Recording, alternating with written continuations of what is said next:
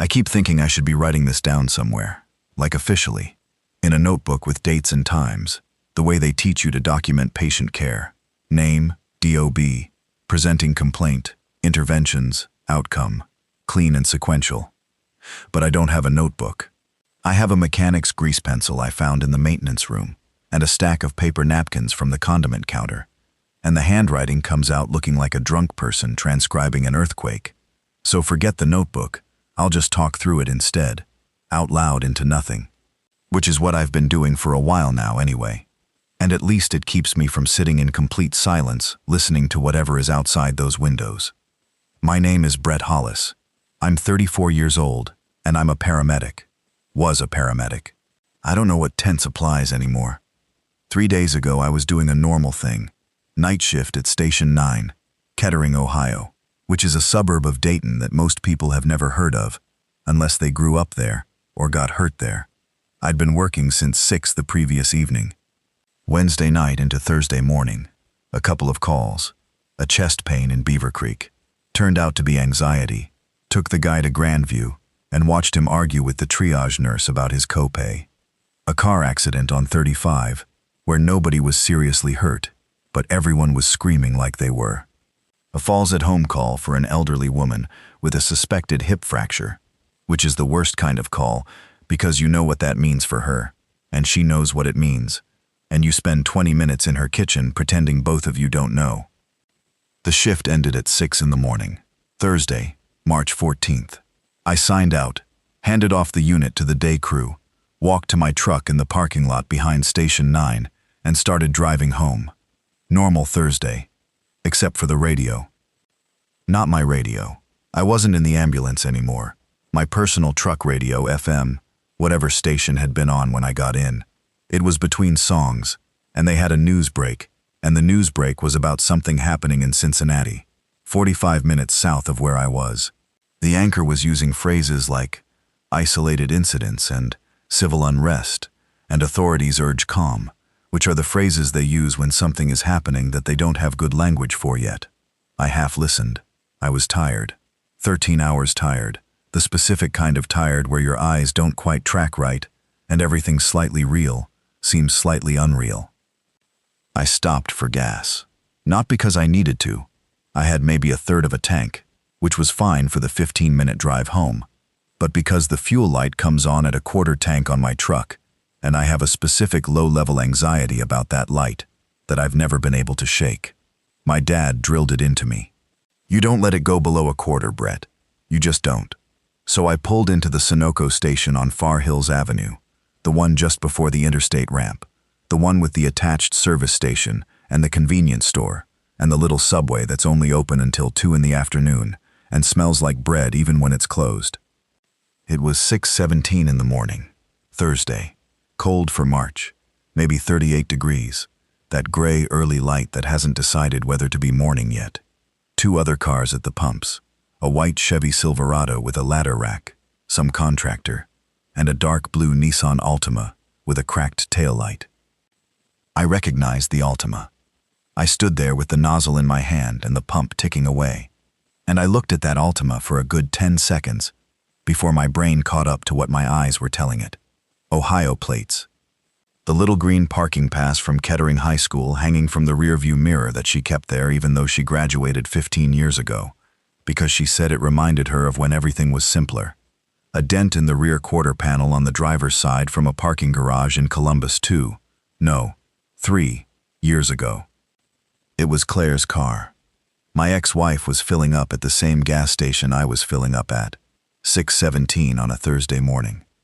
I will tell you honestly that my first instinct was to get back in my truck and leave. I had just enough gas. I could make it home. I could pretend I hadn't seen it.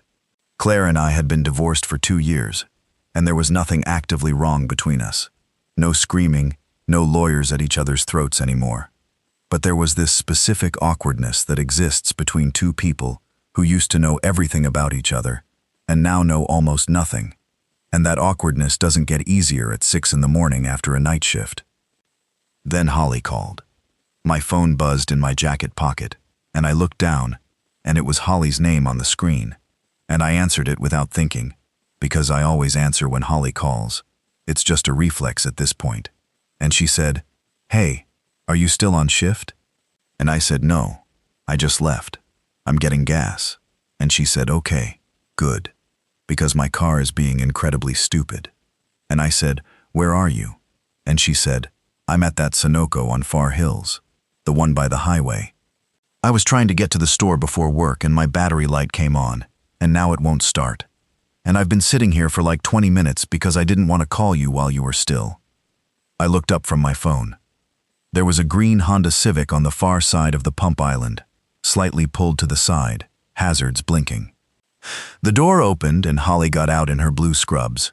She's a nurse, day shift at Miami Valley Hospital. Her shift started at 7. And she saw me at the same moment I saw her, and her face did this thing it sometimes does where she tries to look relieved and confused at the same time, and ends up looking like she's doing long division. "You're literally right here," she said into the phone. "I'm literally right here," I said. We hung up. She walked over. I hugged her because she looked cold and stressed, and because I always hug her when she looks like that. She pressed her face into my shoulder for about 3 seconds, and then pulled back and said, "Okay, can you look at it? I know you're exhausted. I'm sorry.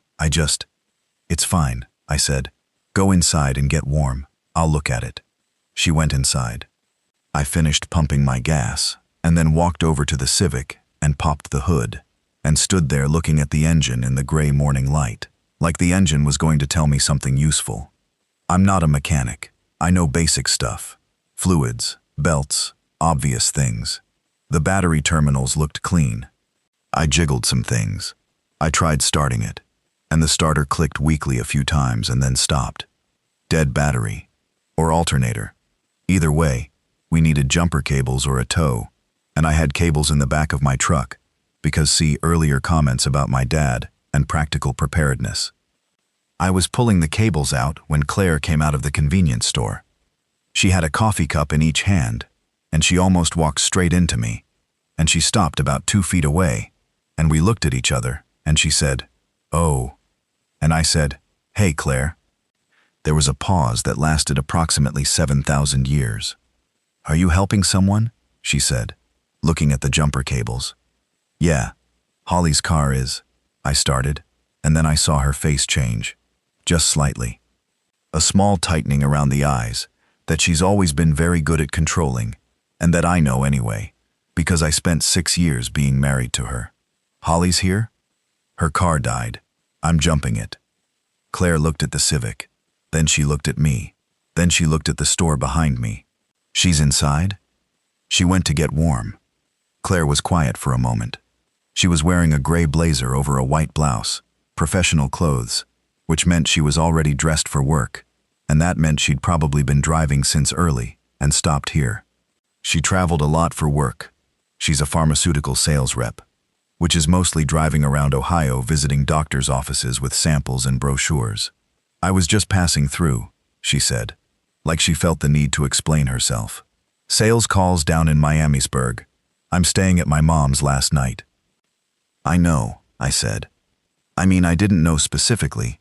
I just meant..." "It's fine, Brett. I know." She held out one of the coffee cups. I got 2. Force of habit. I looked at the cup. Steam coming off it. I'd been on my feet for 13 hours. "Thanks," I said. I took it. This is how it started, with dead car batteries and coffee cups, and the specific exhausted awkwardness of 2 people who once shared a bed and now shared nothing except a history and, apparently, a gas station on a Thursday morning.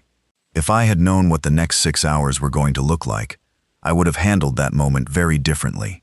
I would have said something real, something that wasn't just okay and I know and it's fine. But I didn't know.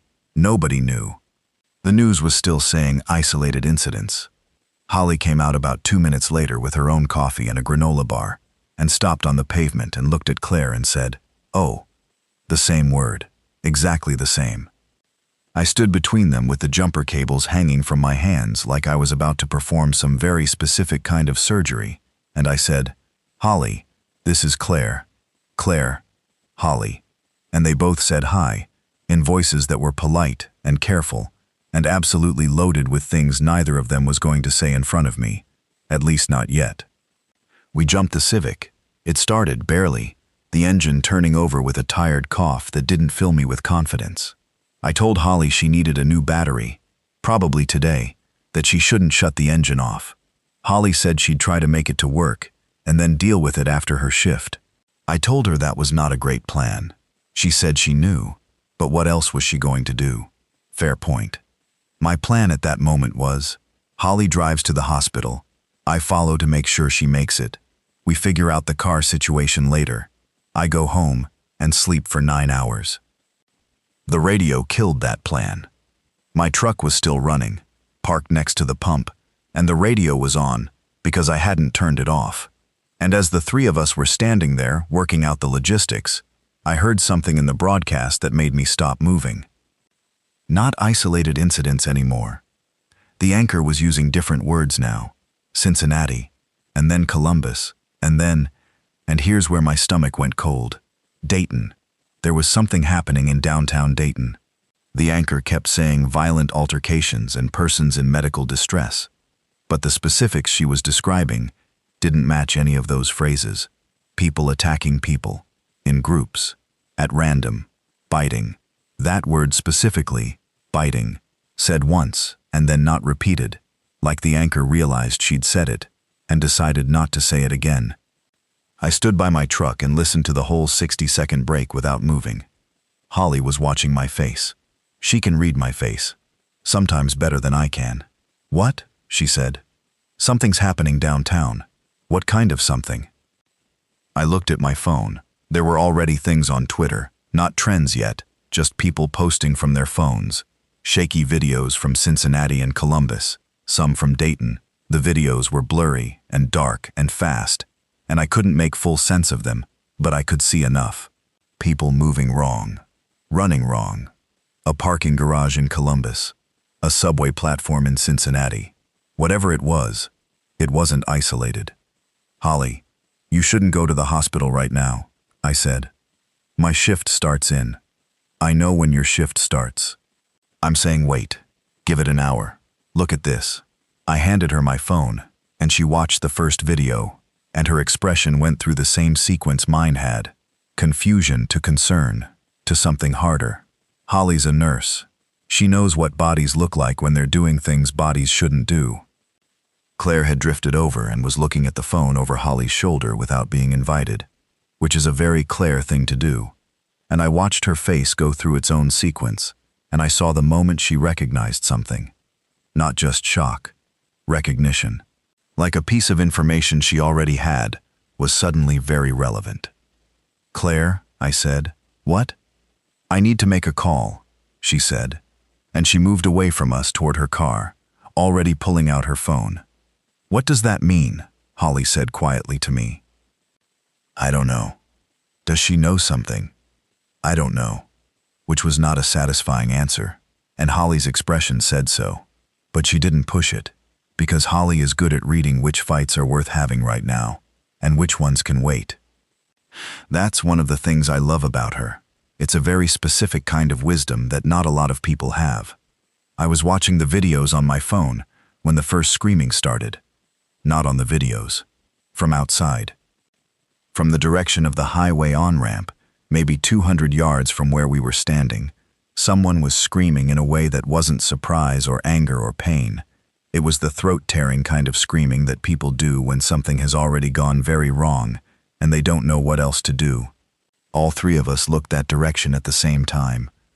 There was a car stopped on the on-ramp, driver's door open, a figure on the ground next to it, and another figure.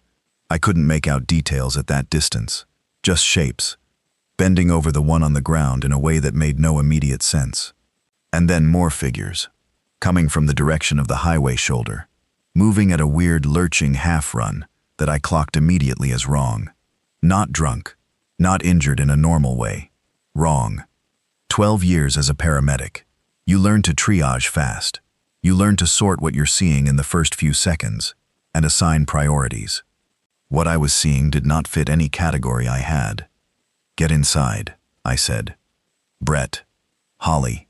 Get inside the store, now.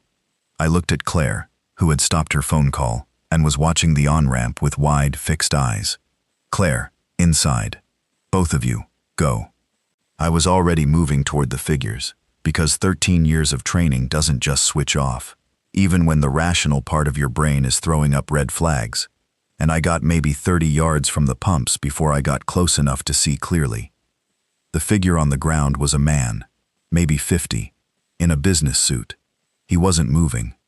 The figure bending over him was a woman in what had been a jogging outfit, gray leggings, bright yellow jacket, the kind of clothes that are very visible in the dark because runners want to be visible at dawn, and she had her face pressed against the man's neck, and when she looked up at the sound of my footsteps, she had blood all down the front of her yellow jacket, and her eyes were, I don't know how to describe this in a way that isn't going to sound like a horror movie.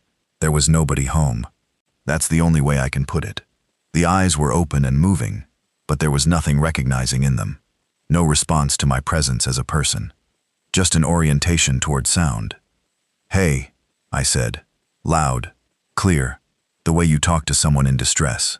Hey, I'm a paramedic. Can you tell me what happened? She stood up from the man on the ground.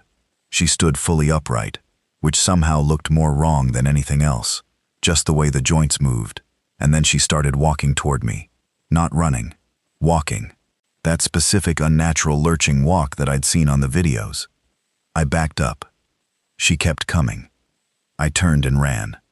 I am not embarrassed about this. Running was the correct call. I am a paramedic, not a cop, not a soldier.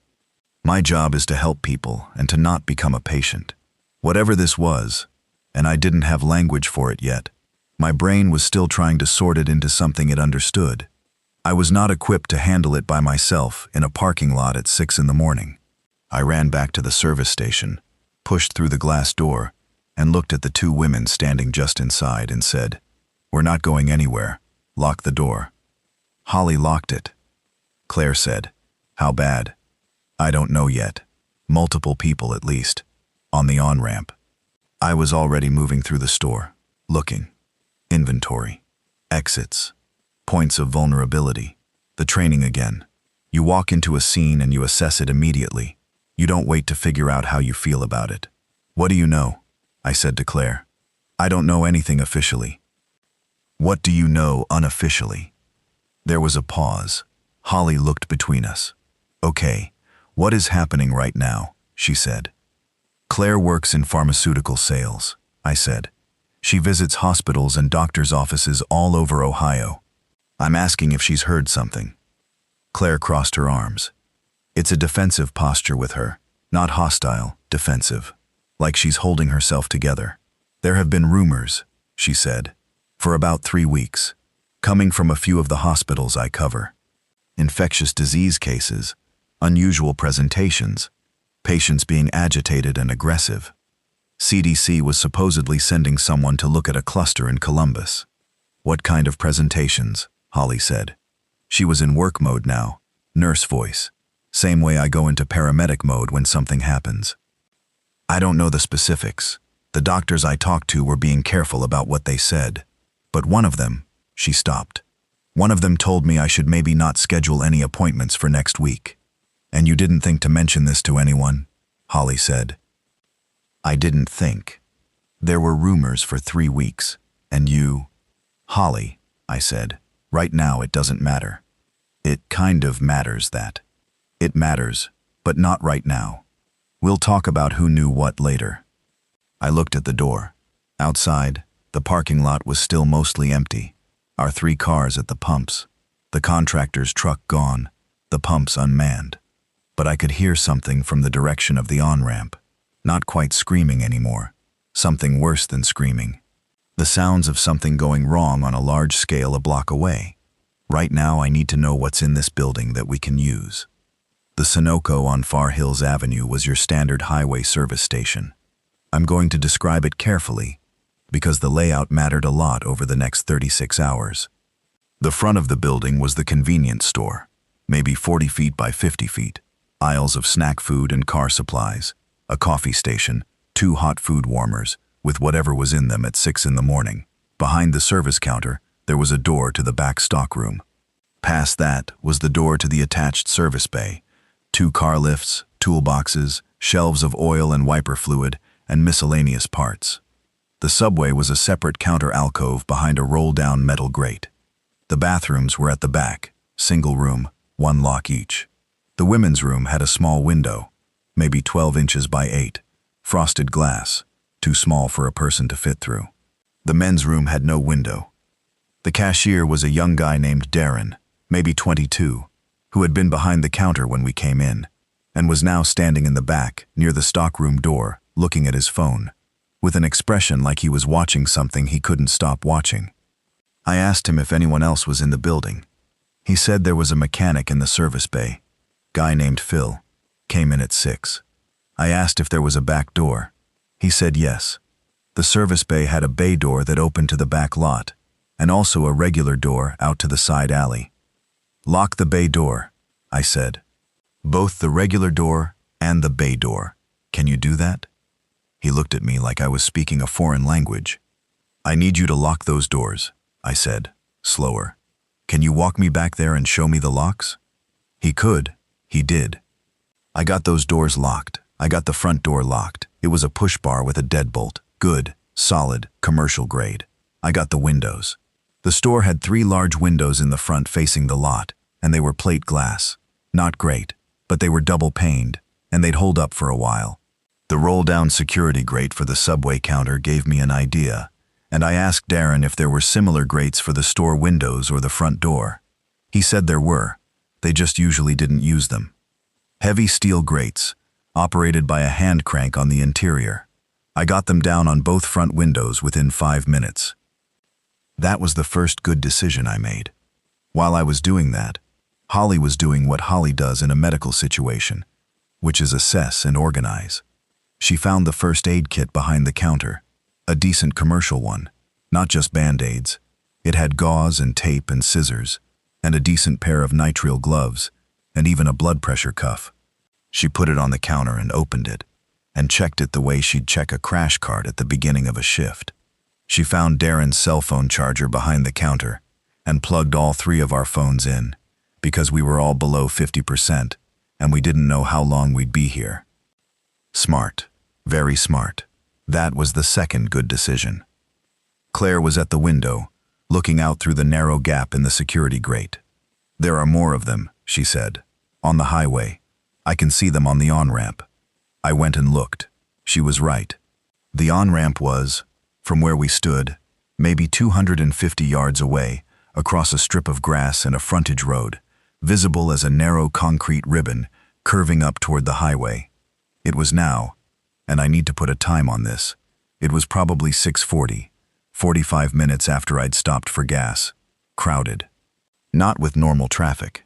The cars that were there were stopped at wrong angles, some of them with doors open, and there were figures among them, and some of the figures were moving the wrong way, and some of the figures were not moving at all. The highway itself, what I could see of it, was already a parking lot. Cars in every lane, nothing moving, some with headlights still on. Okay, I said. Holly was next to me now. I could feel her hand find my arm and grip it. Okay, what? She said. We're here for a while. How long? Honest answer? I didn't know. I had no idea how big this was, how fast it was moving, whether there was a response coming, whether the roads would clear or get worse. I knew what I could see, which was bad, and I knew what I'd heard on the radio, which was worse, and I knew what Claire had just told us about 3 weeks of rumors, which was worst. I don't know, I said. A while. Phil, the mechanic, appeared through the service bay door. He was a big guy, maybe 50, with hands that always looked slightly greasy no matter what, wearing a blue shop uniform with his name stitched on the breast pocket. He'd apparently heard the conversation. What the hell is going on out there? He said. I gave him the short version. He stood and listened and then said, bullshit. Phil. No, that's biting? People are biting each other? What kind of... I know how it sounds. I've got family on the other side of town. I need to. The roads are blocked, I said. Look. I pointed to the on-ramp. He looked. He was quiet for a long moment. "My wife," he said. "She's going to be heading to work right now. She drives through downtown." "Call her," I said. "Right now. Tell her to stay home. Stay inside. Don't go near anyone who seems sick or aggressive. If she can get inside somewhere solid, do it." He was already calling. He stepped back into the service bay, phone to his ear. I heard him say hello. "Babe, listen to me," before the door closed. So that was us, at the beginning. 5 people in a highway Sunoco, at 6:45, on a Thursday morning. Me, Holly, Claire, Darren the cashier, who was 22 and scared, and Phil the mechanic, who was 50, and scared, but hiding it better. Outside, whatever was happening, was happening. I will tell you that the first argument started about 45 minutes after that. This is embarrassing to admit because of the circumstances, but the circumstances did not stop it from happening, and pretending it didn't happen would be dishonest. I was doing an inventory of the store, walking the aisles, making a list on a paper napkin with the grease pencil I found in the service bay, counting what we had. And Claire followed me and said, quietly, so Holly wouldn't hear from the front of the store, "How long have you two been together?" I kept counting. Chips, crackers, nuts, protein bars. About 1.5 years. She seems young. She's 28. I know, that's young. I put the pen down on the shelf and looked at her. "Claire, I need you to not do this right now. I know what you're doing. I'm asking you not to do it." She pressed her lips together. There's a specific expression she has when she decides to concede a point while making it very clear she's only doing so temporarily. She made that expression. "Fine," she said. "What do we have?" What we had, by inventory. 63 individual snack bags of various chips and pretzels, 14 granola bars, 22 candy bars, 8 bags of trail mix, 11 beef jerky sticks, 6 packs of peanuts. In the hot case, there were 4 breakfast sandwiches and 5 hot dogs that had been rotating since some earlier hour, still technically warm. In the cooler, there were 22 bottles of water, 8 sports drinks, 6 energy drinks, 12 sodas. There was coffee. The machine was still running, and the coffee bean container was full, enough for probably another 40 or 50 cups. In the back room, Darren showed me 2 cases of bottled water that hadn't been stocked yet, plus another box of various snack goods. Not great, not terrible, for 5 people for how long? I didn't know, but it was something. Phil came back from the service bay. "She's home," he said. "She's staying home." He said it with the flatness of someone who just made themselves believe something they weren't fully sure of. "Good," I said. "She said it's on the news, all of it. They're saying stay inside, don't answer the door, don't go near anyone who seems..." "Good, that's the right call." He looked around at the store, at Darren, who was sitting behind the counter scrolling his phone, at Holly, who had arranged the first aid kit and was now looking out through the grate with controlled, professional calm, at Claire, who was standing at the end of the snack aisle with her arms crossed and her coffee in her hand, watching everyone. "Are we going to be okay in here?" he said. "And here's the thing about being a paramedic that I don't talk about much. You spend a lot of time answering questions you don't actually know the answer to. Are they going to be okay? Usually you say the things that are true without committing to the things you don't know. Yeah, the hospital's going to take good care of them. The bleeding's under control. We're going to do everything we can. All true. None of it an answer to the actual question. This building is solid," I said. "We've got supplies. We've got locks. We've got time to figure out the next step." That's the situation. Phil nodded. He believed it because he wanted to believe it. I believed it because I needed to. It held for about 4 hours. The morning went slowly, the way mornings do when there's nothing you can do but wait and watch.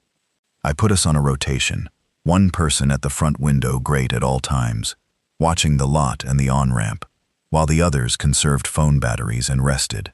I tried to sleep sitting against the back stockroom wall, and managed maybe 40 minutes before the sound from outside got too continuous to sleep through. The sounds from outside, tire sounds, which are actually the absence of tires moving and instead, the creak of cars settling, and then eventually sounds that were clearly coming from things that were not cars. Not the close screaming anymore. That had stopped relatively early, and I didn't think about why it stopped, because I already knew. More distant sounds, repeated sounds, the flat rhythmic impact of something against a surface, which I eventually realized was a car door swinging open and hitting its own frame, over and over in the breeze. A sound I couldn't identify for a while, that I eventually placed as lots of footsteps on pavement, not one or two, but many, uncoordinated, the shuffling collective sound of a crowd moving without intent. Around 9 in the morning, 3 of them appeared in the parking lot, not all at once. First one, coming from the direction of the frontage road, just walking. The lurching walk I'd seen on the woman on the on-ramp. This one was an older man in jeans and a flannel shirt, no coat, and he was walking without direction, just moving, until he got close to the building, and then he seemed to orient toward it. He pressed up against the front window, the security grate, and stood there, and from maybe 4 feet away I could see his face, and it was, there's no good way to describe what was missing from his face without sounding clinical, the lack of intention. The eyes moving, the body functioning, but nothing organizing it toward a purpose. Darren said, "Oh God," very quietly. "Don't move," I said. "Don't make noise." We stood still. The man stood outside the window. After maybe 3 minutes he moved away, drifting south along the building front. Then 2 more came, from different directions, and then another one, and by 10 in the morning, we had somewhere between 8 and 12 of them, moving in and around the parking lot, with no apparent destination. None of them were trying to get through the doors or windows in any coordinated way. They walked into things and walked away. They stood against surfaces and moved on. The front door shook once when one of them walked directly into it, which made all 5 of us jump out of our skin, but it held. The security grates held. "They're not smart," Phil said. He'd been watching closely, the way he watches an engine he's trying to diagnose. "They're not trying to get in. They just walk around." "Yeah," I said. "So if we're quiet and we don't attract attention, how long can we just sit here? Longer than it seems right now." Holly touched my arm. "Come here," she said quietly. She took me to the back stockroom. She closed the door. She turned, and I could see on her face the thing she'd been holding back since we locked the front door. Not panic. Holly doesn't panic, but something controlled and tight. "Tell me honestly," she said. "What do you think this is?" I thought about the videos, the progression from isolated incidents to the highway behind us. I thought about Claire's comment about 3 weeks of rumors, about doctors telling her not to schedule appointments. I thought about the woman in the yellow jacket and what she'd been doing and the way she'd looked at me. "I think it's bad," I said. "I think it's spreading. I think we are going to be here for longer than 1 day. What do we need to do?" "I'm working on it." She was quiet for a moment. Then, "Is it strange having Claire here?" I looked at her. "Now? I'm just asking." "Holly." I know. I just..." She stopped. She pressed her fingers against her eyes. "I know this isn't the time. I know. I just want you to know that I know she's here, and I'm fine." "I am fine. I just wanted to say that." Okay, she said. "What do we need to do?" We needed to do several things. First, water. I moved both cases of water from the back room to a more central location and started calculating. 5 people. Water is the critical variable. A person needs roughly 2 liters a day minimum, more if they're stressed or moving. We had, I counted, 44 liters between the cooler and the backroom cases. At minimum consumption, for 5 people, that was 4 days. Maybe a little more if we were careful. We also had the coffee machine pulling from the building's water line, which was still working, I checked. And the bathroom sink was running. So the building had water at the moment. That was the most important thing. Second, the service bay. I went in with Phil and we did a proper inventory of what was in there. Tools, plenty. A socket set, screwdrivers, pry bars, a good-sized wrench set, a hydraulic jack, An angle grinder plugged into the wall that still had power. Rope. There was a coil of tow rope hanging on the wall. A box of shop rags. Several quart bottles of motor oil. A container of brake cleaner that I noted for its properties. A first aid kit mounted to the wall, much better than the one in the store. It had more gauze, a tourniquet, surgical tape, a SAM splint, 4 pairs of nitrile gloves, 2 headlamps for working under cars, a hand-crank emergency radio on a shelf near the door, the kind that also had a battery and a USB charging port. I brought the hand-crank radio back to the main store. We plugged it in to charge and started cranking it. The first station we got clearly was an emergency broadcast, not a regular news anchor anymore, an automated FEMA alert, the kind that runs on a loop, stay indoors. Do not approach affected individuals. Do not attempt to drive unless emergency vehicles have declared roads clear. Affected areas include Hamilton County, Montgomery County, Franklin County. Montgomery County. That was us. That was Dayton. Franklin County was Columbus. Hamilton was Cincinnati. 3 of Ohio's biggest counties. How many people in those 3 counties? Claire said. Not a question. Total? Maybe 2.5 million, I said. Nobody said anything to that. The emergency broadcast also said, if you are in a secure location, remain there. Rescue operations are being coordinated. We will broadcast collection point locations when they are established. Which was, on the surface, reassuring. The trouble was that it sounded like the kind of broadcast that gets recorded in advance for exactly this scenario. The one where you play it to stop people from panicking before you actually have any information.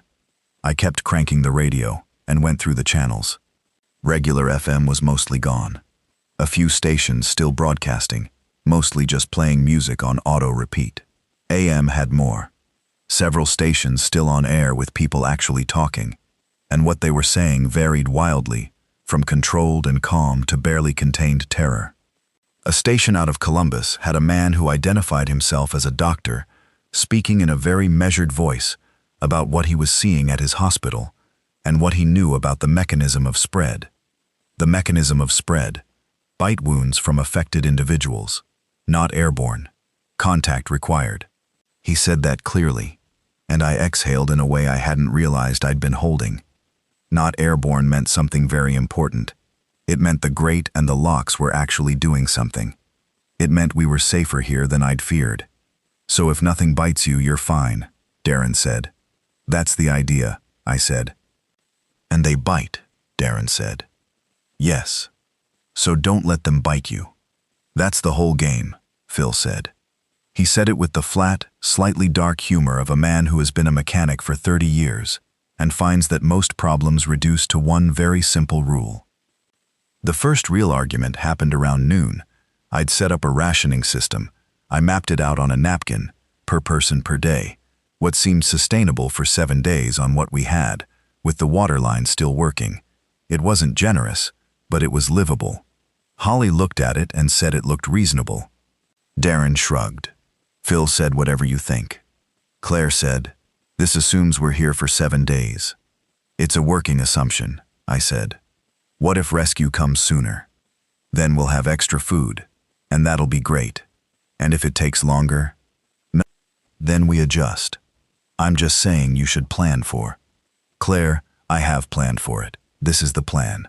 7 days of food baseline. We stretch it if we need to. We add to it if we can. I paused. Is there something you'd like to do differently? She looked at me. I knew that look. We're going to have this conversation, but not here, and not right now. No, she said. Holly, from the far end of the aisle, very carefully, did not look up from her phone. I went and sat down next to her. You heard all of that, I said. I wasn't listening, she said, which was politely untrue. I'm trying to keep everyone calm. I know. She leaned her head briefly against my shoulder. She's not wrong, though, about planning for longer. I know she's not wrong, She gets under your skin. Pause. A little. I know. It's okay. She said it simply, without scorekeeping. I squeezed her hand. Around 2 in the afternoon, things changed outside. The cluster of infected in the parking lot, there were now somewhere between 15 and 20 of them, drifting, had been quiet, or as quiet as that many bodies in a space can be, just the shuffle of feet and the occasional impact of someone walking into a car bumper. Then something happened to the south, some distance away, maybe a few blocks. A sound, loud, I couldn't tell what it was. Maybe a car crash or something falling. Something that made a distinct sudden noise. Every single infected in the lot turned toward it simultaneously. And then they moved, not one by one. Collectively, the whole group, pivoting and moving south toward the sound at that same lurching walk, but faster than they'd been moving before. More purposeful, without actually being purposeful, just orienting to the sound the way plants orient to light. Within 3 minutes, the lot was almost empty. Sound, Phil said from the window. They go towards sound. Yeah, I said. Which means we have to be quiet, and which also means, I was thinking. Which means if something made a loud sound somewhere else, Holly said, following my thought. They'd go toward it. Potentially, yes. Could we use that? Maybe. It was something to think about for later. Right now, I want to look at what's back there. The lot clearing gave me a window. The back lot, through the service bay. I could see the back area through the bay door's small window. No infected. Just the back lot, a dumpster, a chain link fence, and on the other side of the fence, a strip of dead grass, and then what looked like a utility access road. Phil, I said, is there anything under this building? Service tunnels? Utility access? He thought about it. There's a maintenance room. Mechanical. It's got access to the storm sewer, I think. We've had the city come in twice in the 4 years I've been here to clear a blockage. I looked at him. Show me. The maintenance room was accessed through a door at the back of the service bay, smaller than I expected, more of a large closet. It had the building's electrical panel, the water heater, the HVAC unit, various valves and shutoffs. In the floor, concrete, there was a hatch. Heavy iron, recessed handle. The kind of hatch that could go somewhere, or could go nowhere. I pulled it up.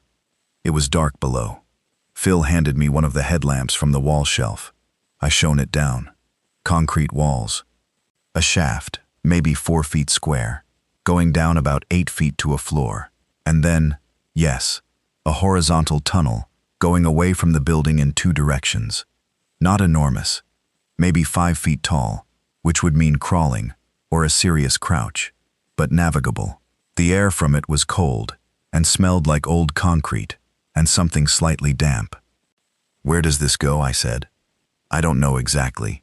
City utilities, I'd guess. These things usually connect to the storm drainage network under the highway. I've seen the city workers come up through a manhole on the access road about 30 yards that way. He pointed in the direction of the utility access road I'd seen through the window. So, theoretically, if you could get through it, yeah, you'd come up in the back area, away from the lot. I looked at the hatch.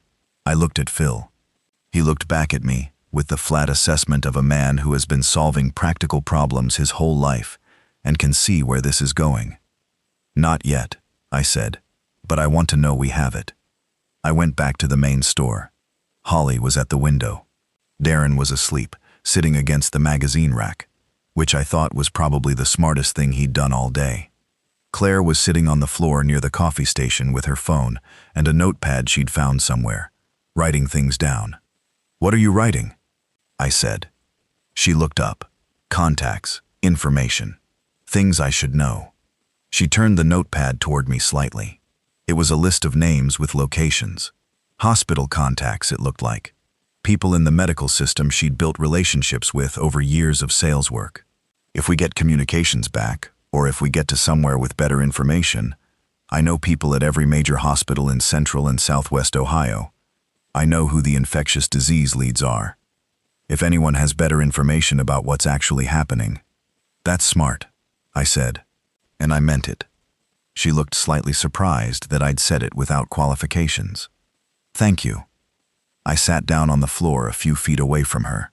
There was a moment of weird stillness between us, the kind that used to be comfortable and now had this careful quality to it. Tell me what you actually know, I said, from your contacts. Before today. She put the pen down. 3 weeks ago, one of my contacts at Riverside Methodist in Columbus mentioned they'd had a cluster of unusual cases. Patients with acute neurological symptoms and then extreme agitation. He said it had gone from 2 patients to 11 in 4 days. He was very controlled when he said it, the way people are when they're scared, but they're professionals. 2 weeks ago, I had another contact at Grandview say something similar. Different words, but same picture. Patients in isolation.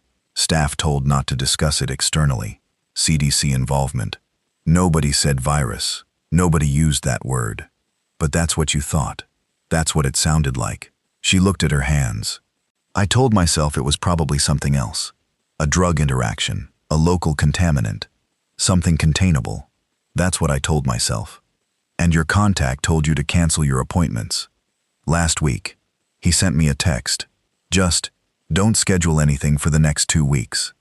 No explanation. I asked him what it was about and he said precautionary, and then stopped responding. I looked at the ceiling. The fluorescent lights were still on, still buzzing. Power was still up. That was good. The question was how long it would stay good. Okay, that information is useful. The stuff about the hospitals, your contacts list, that might be very useful. I know. I'm not. I'm saying it sincerely. We should figure out where we're going after here, and your contacts at those hospitals might tell us something about where it's safer. After here, she repeated.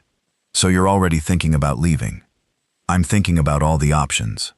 We were quiet for a moment. Then she said, Holly's good. I looked at her. She's handling this well. She's competent, Claire said. I couldn't tell if she meant it as a compliment or as a concession she was making to herself. Probably both. That was often how Claire worked. She'd arrived at something honest by working through it privately first. Yeah, I said.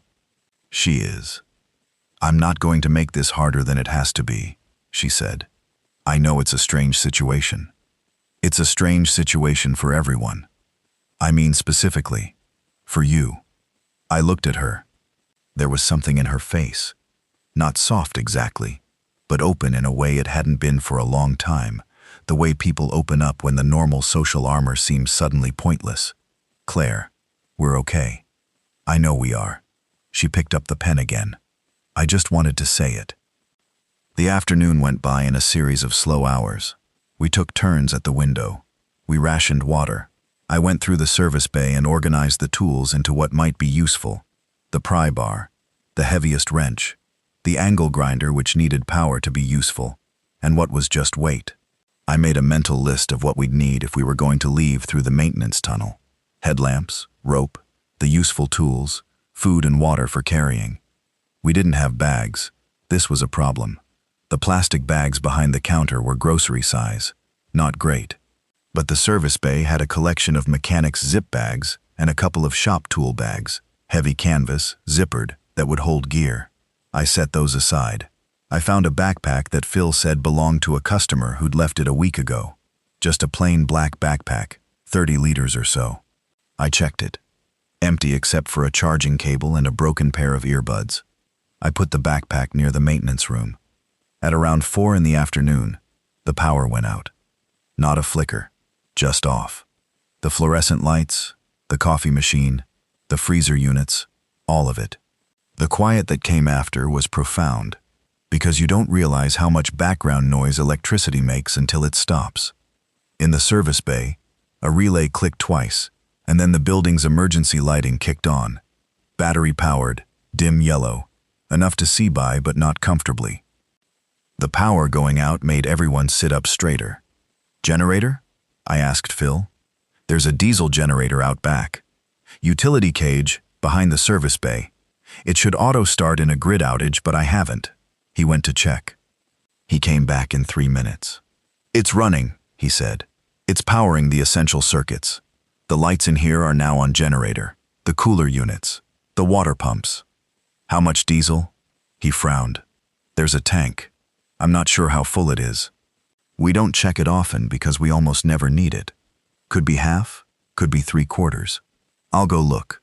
He went and looked. I'd say 3/4. Maybe a bit more. I don't know what the consumption rate is. Figure it out, I said. Rough estimate. If we're running essential circuits only. He did the math with a pad he found in the service bay. His estimate was 4 to 5 days of power, maybe 6 if we were conservative, which was more than I'd hoped for. So, water, probably indefinite from the building. Food, about 7 days before real scarcity. Power, about 4 to 6 days. Temperature, March in Ohio. So the building would get cold without the heat, but it wouldn't get dangerously cold. Not in this weather, not for several days. We had time to plan. What we didn't know was how long we had before the infected in the area reached critical density. Too many for the parking lot clearing trick to work. Too many for the tunnel exit to be safe. That was the variable I couldn't calculate. That night was quiet and uncomfortable in the way that only sleeping on linoleum can be. We found some things to sleep on. The floor mats from Phil's service bay, some shop rags spread out, the mechanic's coveralls folded into something approximating pillows. Holly and I ended up in the back stockroom, not because we were hiding from anyone, but because it was the warmest space, insulated by shelving on all sides, and because Holly said she needed something that felt at least slightly private. She curled against me and was asleep in maybe 10 minutes. She's always been that way.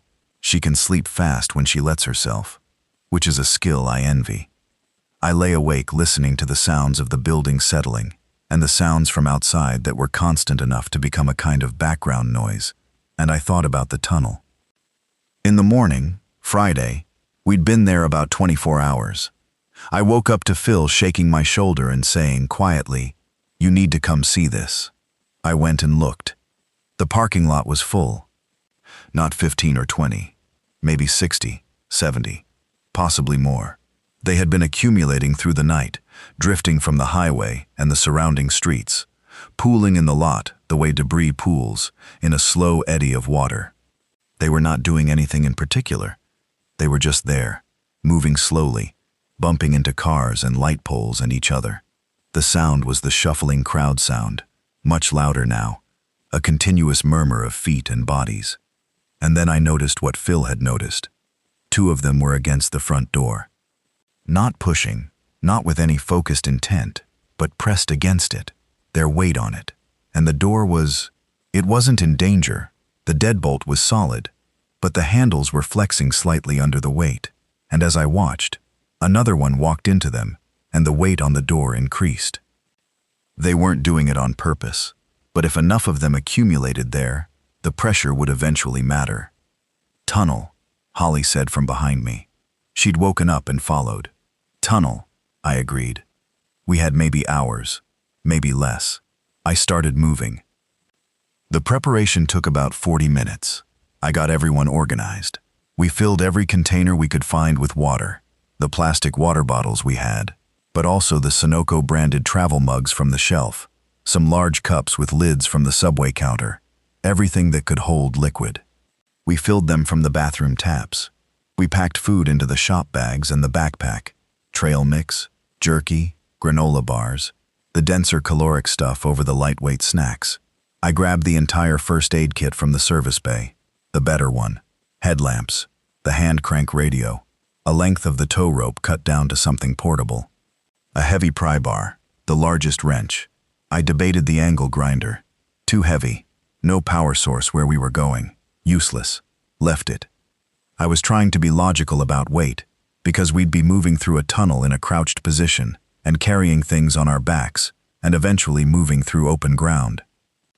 Claire had her work bag, the big leather messenger-style thing she always carried, and she transferred what she needed into one of the canvas shop bags, packing efficiently. She'd done this before in some form. She travels constantly. She knows how to pack fast.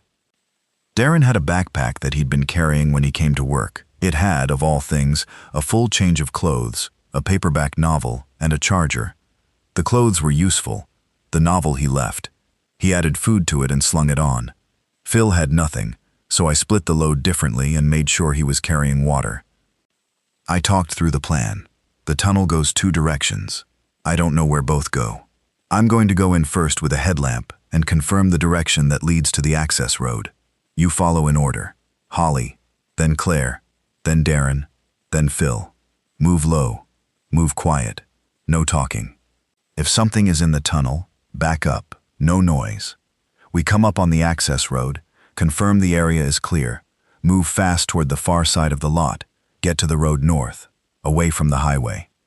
And then, Claire said, and then we figure out what's next. You said you knew people. At the Emergency Communications Center on Wayne Avenue. Phil looked at me. I did know that. Montgomery County had a backup emergency operations facility on Wayne Avenue, an older building that was kept partly functional as a redundancy system. I'd been there once, a county-wide EMS training exercise, 2 years ago. It had radio equipment, backup power, maybe more information about what was happening and where the safe zones were. That's about 3 miles from here, I said. On foot, Phil said. On foot. We looked at each other. Okay, Phil said. I climbed down into the tunnel first. The smell was heavy, concrete and dampness, and old water, and something more organic that I decided not to think too hard about. The headlamp lit up a cone of pale light ahead of me. The tunnel was tight, ceiling maybe 5 feet, and the floor was dry but had the texture of old concrete that was starting to crumble at the edges. I moved in the direction I thought led toward the access road, keeping the light low, moving slow. 40 yards, 45. The tunnel bent slightly left, and then I saw the shaft, a vertical concrete tube going up, iron rungs set into the wall, and at the top a circle of dim morning light coming through a grate. I pushed on the grate. It moved. It was heavy, cast iron, but it moved, swinging on a hinge, and I pushed it fully open and carefully raised my head above the ground level. Access road, clear, the fence between us and the back lot visible on my left. To my right, the access road curved away toward a connecting street, no infected in immediate sight. Some movement in the distance, far end of the access road, but far. I went back and got the others. Getting 5 people and their bags through a 5-foot tunnel without making enough noise to attract attention is a specific kind of focused hell. Darren knocked his bag against the wall twice. Phil's shoulder grazed the ceiling at the curve, and he made a sound through his nose that could have been a word but wasn't. Claire moved efficiently and without complaint. Holly was right behind me the whole way, close enough that I could hear her breathing, which was controlled and even, and made me feel better than anything else in that moment. We came up on the access road one at a time, crouching by the grate, looking, clear enough, moving. I led us along the access road at a quick walk, not running. Running makes noise and draws attention, toward the connecting street. 200 yards. The sounds from the main parking lot, now behind us, were loud enough to cover our footsteps. Good. We reached the connecting street. It was a different world from what I'd been staring at through the security grate for 20 hours. The street was not empty.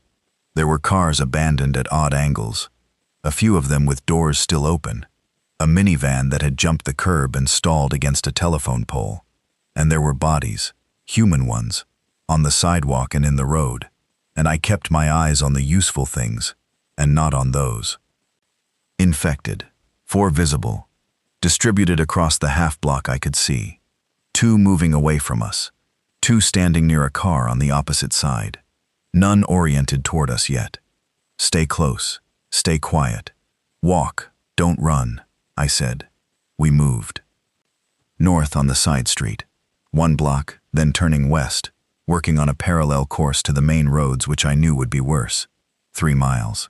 I ran through the route mentally, neighborhood streets where possible, avoiding the main commercial strips. I knew this part of Kettering reasonably well from running calls here. The side streets were going to be safer than the avenues, which would have the worst car density and the worst clustering. The first mile took about 20 minutes, and 2 near misses. Near miss 1, a group of 7 infected, crossing an intersection ahead of us. We stopped, pressed against a fence, waited while they passed. They were moving south, which meant something south had made a noise and drawn them. They passed within 30 feet and didn't turn toward us. We breathed. Near miss 2. Phil caught his foot on something, a piece of broken concrete. an edge he couldn't see in the gray overcast morning, and went down to one knee with a sound that wasn't loud by normal standards, but was very loud in the particular silence of an empty street. 2 infected, one near a mailbox and one near a parked truck about 40 yards ahead. Both turned toward the sound. We pressed against the side of a house, and I put my hand on Phil's shoulder and didn't breathe. They came, walking the wrong walk, both of them, toward where the sound had been. They got to the spot. They stood there for a moment, looking at nothing, and then moved on. Phil's hands were shaking when I pulled him up. "You're good," I said. "Yeah," he said. We kept moving. The second mile was easier because we found a parallel alley system that ran behind a row of houses and gave us shelter and cover. The alleys smelled of overturned garbage cans and something else I won't name, and the ground was uneven, but we could move faster without being visible from the street. I heard Holly stumble behind me once, and I reached back and caught her arm, and she squeezed my hand and we kept going. At one point, passing the back of a house whose gate had been left open, I saw a dog in the yard. A big brown shepherd mix, alive, uninfected, watching us from near the back porch steps. It didn't bark, it just watched. I stopped for a moment and looked at it, and I thought about the water and food in the backpack, and the 3 miles still to go, and I thought about what kind of decision that was. The dog watched me. Its ears were flat against its head, not aggressive, just scared. "We can't," Phil said from behind me. I looked at the dog for another 2 seconds. "I know," I said, and I moved on, and I carried the specific weight of that decision for the rest of the day. We reached Wayne Avenue just before 9 in the morning. The Emergency Communications Center was in a squat, brick, 1970s-looking building that had always looked slightly out of place among the commercial properties around it. No signage beyond a small placard and an address number, the kind of building that exists to not be noticed. The parking lot in front had 6 cars in it, county vehicles, and all of them were empty. The front glass door was cracked, not broken, cracked, a long stress fracture from the upper right corner, and through it the lobby was dark. I tried the door. Unlocked. We went in.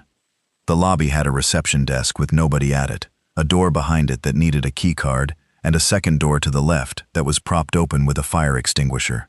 We went through the prop door. Past it was a hallway, and past the hallway was the main operations room, a large windowless space with a long desk running down the center, 4 workstations, radio equipment along the far wall, screens that were currently dark, a whiteboard with channel assignments written in dry erase marker and a name, Lieutenant Farrow, written in the corner.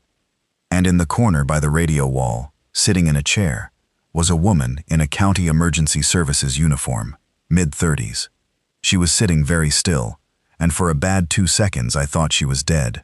Then she moved. She looked up at us. Her eyes were red from either crying or exhaustion, or both. "How many of you?" she said. "5, I said. "I'm Brett Hollis. EMS, Station 9. "EMS." She said it like she was testing whether the word still meant anything. "Okay," she stood up, slowly, like something hurt. Her badge said EC, J, and below that NKOC, Montgomery County Emergency Operations. "Jennifer Eck. I've been here since midnight." "What do you know?" I said. She looked at all of us. At the bags, at Phil's shop uniform, at Holly's scrubs, at Claire, who looked completely wrong for the situation in her blazer and her professional leather bag, and yet here. "How much do you want to know?" Jennifer said. "Everything," Holly said. Jennifer sat back down and started talking. Here's what she knew as of 9 in the morning on Friday, March 15th. The outbreak had been confirmed in 22 counties across Ohio, with active spread confirmed in 6 neighboring states. The initial projections that FEMA had released contained areas, rescue operations, shelter-in-place protocols, were based on data that was 18 to 24 hours old.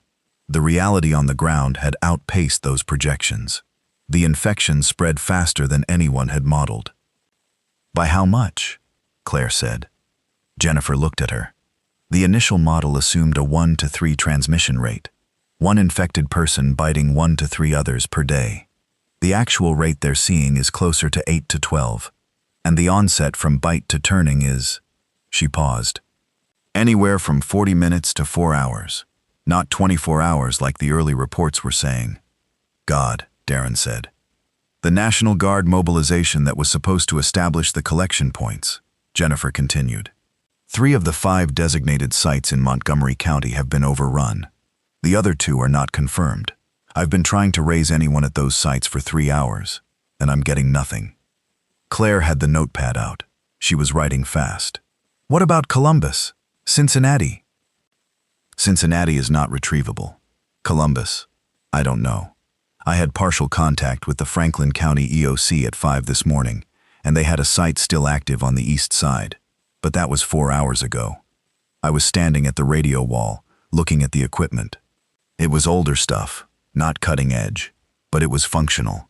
I could see the power indicators were on. The system was running on the building's backup power. Have you been broadcasting? I said. I've been listening more than broadcasting, Jennifer said. Transmitting brings attention. She was right about that. What about shelters? Holly said. Hospitals, community centers. Miami Valley Hospital went dark at 3 this morning. Kettering Medical is dark. Upper Valley is unknown. The civilian hospitals are not. They're not the answer. Jennifer looked at her hands. The Army has a designated secure zone, or had. Outside of town, north. The old logistics depot on Needmore Road. I had confirmation last night that it was active and accepting civilians. I have not been able to reconfirm this morning. Where is it exactly? I said. She gave us the address. It was about 7 miles north. Darren wrote it down on a separate piece of paper and folded it into his pocket. I need to tell you something about that location, Claire said. We all looked at her. She put the notepad on the desk. The logistics depot on Needmore Road. I know it. I had a contact there, not military, medical, a contractor working the site. We were in contact until about 2 weeks ago. He told me they were developing a pharmaceutical response there. Not a cure. He was very clear about that. But a protocol. Something to do with the infection rate. Possibly a prophylactic. He stopped returning my calls. What kind of contractor? Jennifer said. Government medical contractor.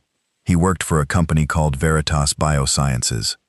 They had a contract with FEMA for emergency bioresponse. And this person told you about a prophylactic. Jennifer's voice was carefully neutral. He described it as a very early compound. Something that might reduce the transmission rate at the cellular level. Nothing concrete. He was excited about it, the way people are when they think they're onto something. And then he went quiet. Holly looked at me. I looked at the radio wall. Jennifer was looking at Claire. That's interesting information, I said. I know it's thin, Claire said. I know it sounds like. No, I mean it's actually interesting. It changes the calculation about going north. I looked at Jennifer. If there's any chance that site is still operational and working on a pharmaceutical response, we want to be there. The road north is going to be rough, Jennifer said. I've had reports all night. The 75 corridor is completely blocked. Side roads, if you know them. I run calls all over North Kettering and the Dayton area, I said. I know the side roads. Jennifer stood up again. She went to the whiteboard and drew a rough sketch. 5 or 6 roads, with X marks on the ones she knew were blocked from radio reports. Question marks on the ones she didn't know. It was crude, but it was something. I studied it and added what I knew to it. You're not coming? Holly said to Jennifer. Jennifer looked at the radio equipment. Someone needs to stay on this. We can. No, I need to stay. There are people out there still transmitting, still trying to get information in and out. If I leave, this station goes silent. She said it without drama, just as a fact she'd already settled with herself. I looked at her for a moment. Then I shook her hand. Thank you, I said. Don't thank me. Just be careful on the 48 bypass. I had reports of a large cluster near the interchange about 2 hours ago. We took 15 minutes to use the building's facilities. Actual bathrooms, soap, water. We topped up every water container we had from the sink. Jennifer gave us a road flare from an emergency kit in the supply closet. and a pair of those orange safety vests that county workers use, which would look wrong for the situation, but which I thought might be marginally useful for visibility if we needed to signal. I also found a bolt cutter in the supply closet, which is one of those tools that seems useless until it is exactly what you need. I took it. We left the emergency communications center at 9:40 in the morning and started moving north.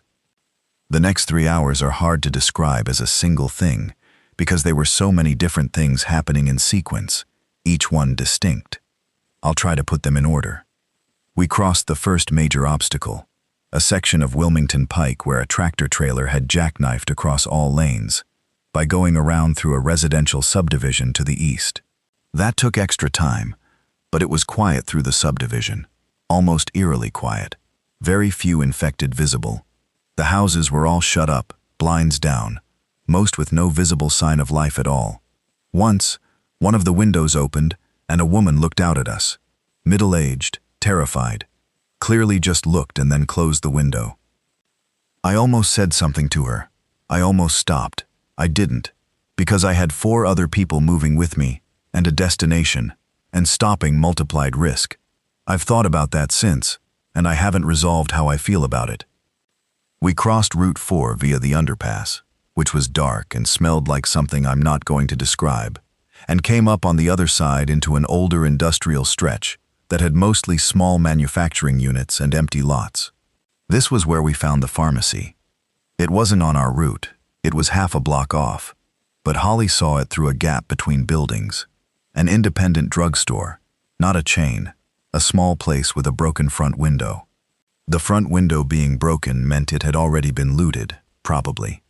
But probably didn't mean definitely. "We need to stop," Holly said. I looked at the road ahead, then at the pharmacy. Quick. Quick meant 20 minutes. We went in through the broken window carefully, glass stepping, and the place had indeed been partially looted, but not efficiently. The cash drawer was open, the front shelf displays were knocked over, but the actual pharmacy in the back was untouched. Which makes sense, because looters don't know how to read prescription labels and don't know what they need. Holly and I did. Holly went behind the pharmacy counter and I helped her read labels. We took antibiotics, 2 bottles of amoxicillin because wounds are going to get infected. That's just fact.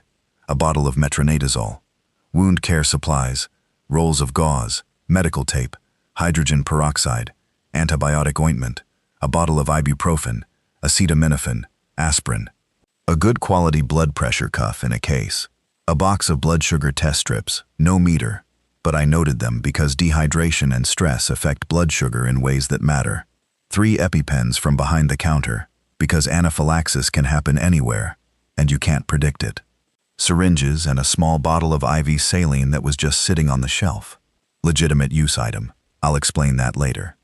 Claire found bandanas and disposable gloves and a box of N95 masks, 12 of them, that were in a staff storage area behind the pharmacy. I took all of them. I put 2 masks on everyone right then. Phil found, in the front section of the store, a metal baseball bat that someone had apparently brought as protection, and then left in the confusion. A found weapon. He tested its weight in his hand and said nothing and brought it with him. We loaded everything into the bags. I didn't take anything we couldn't use, because weight matters, and carrying things that don't serve a purpose is a decision you pay for with your legs 2 miles later. Every item that went into a bag had a clear purpose I could articulate. We were leaving the pharmacy when I heard the sound from above. A helicopter. Not close. Distant. Moving fast from south to north, following roughly the 75 corridor. Military, by the sound of the rotors, heavier than a news or civilian bird. We all stopped and looked up, though we couldn't see it through the building cover. It passed and faded.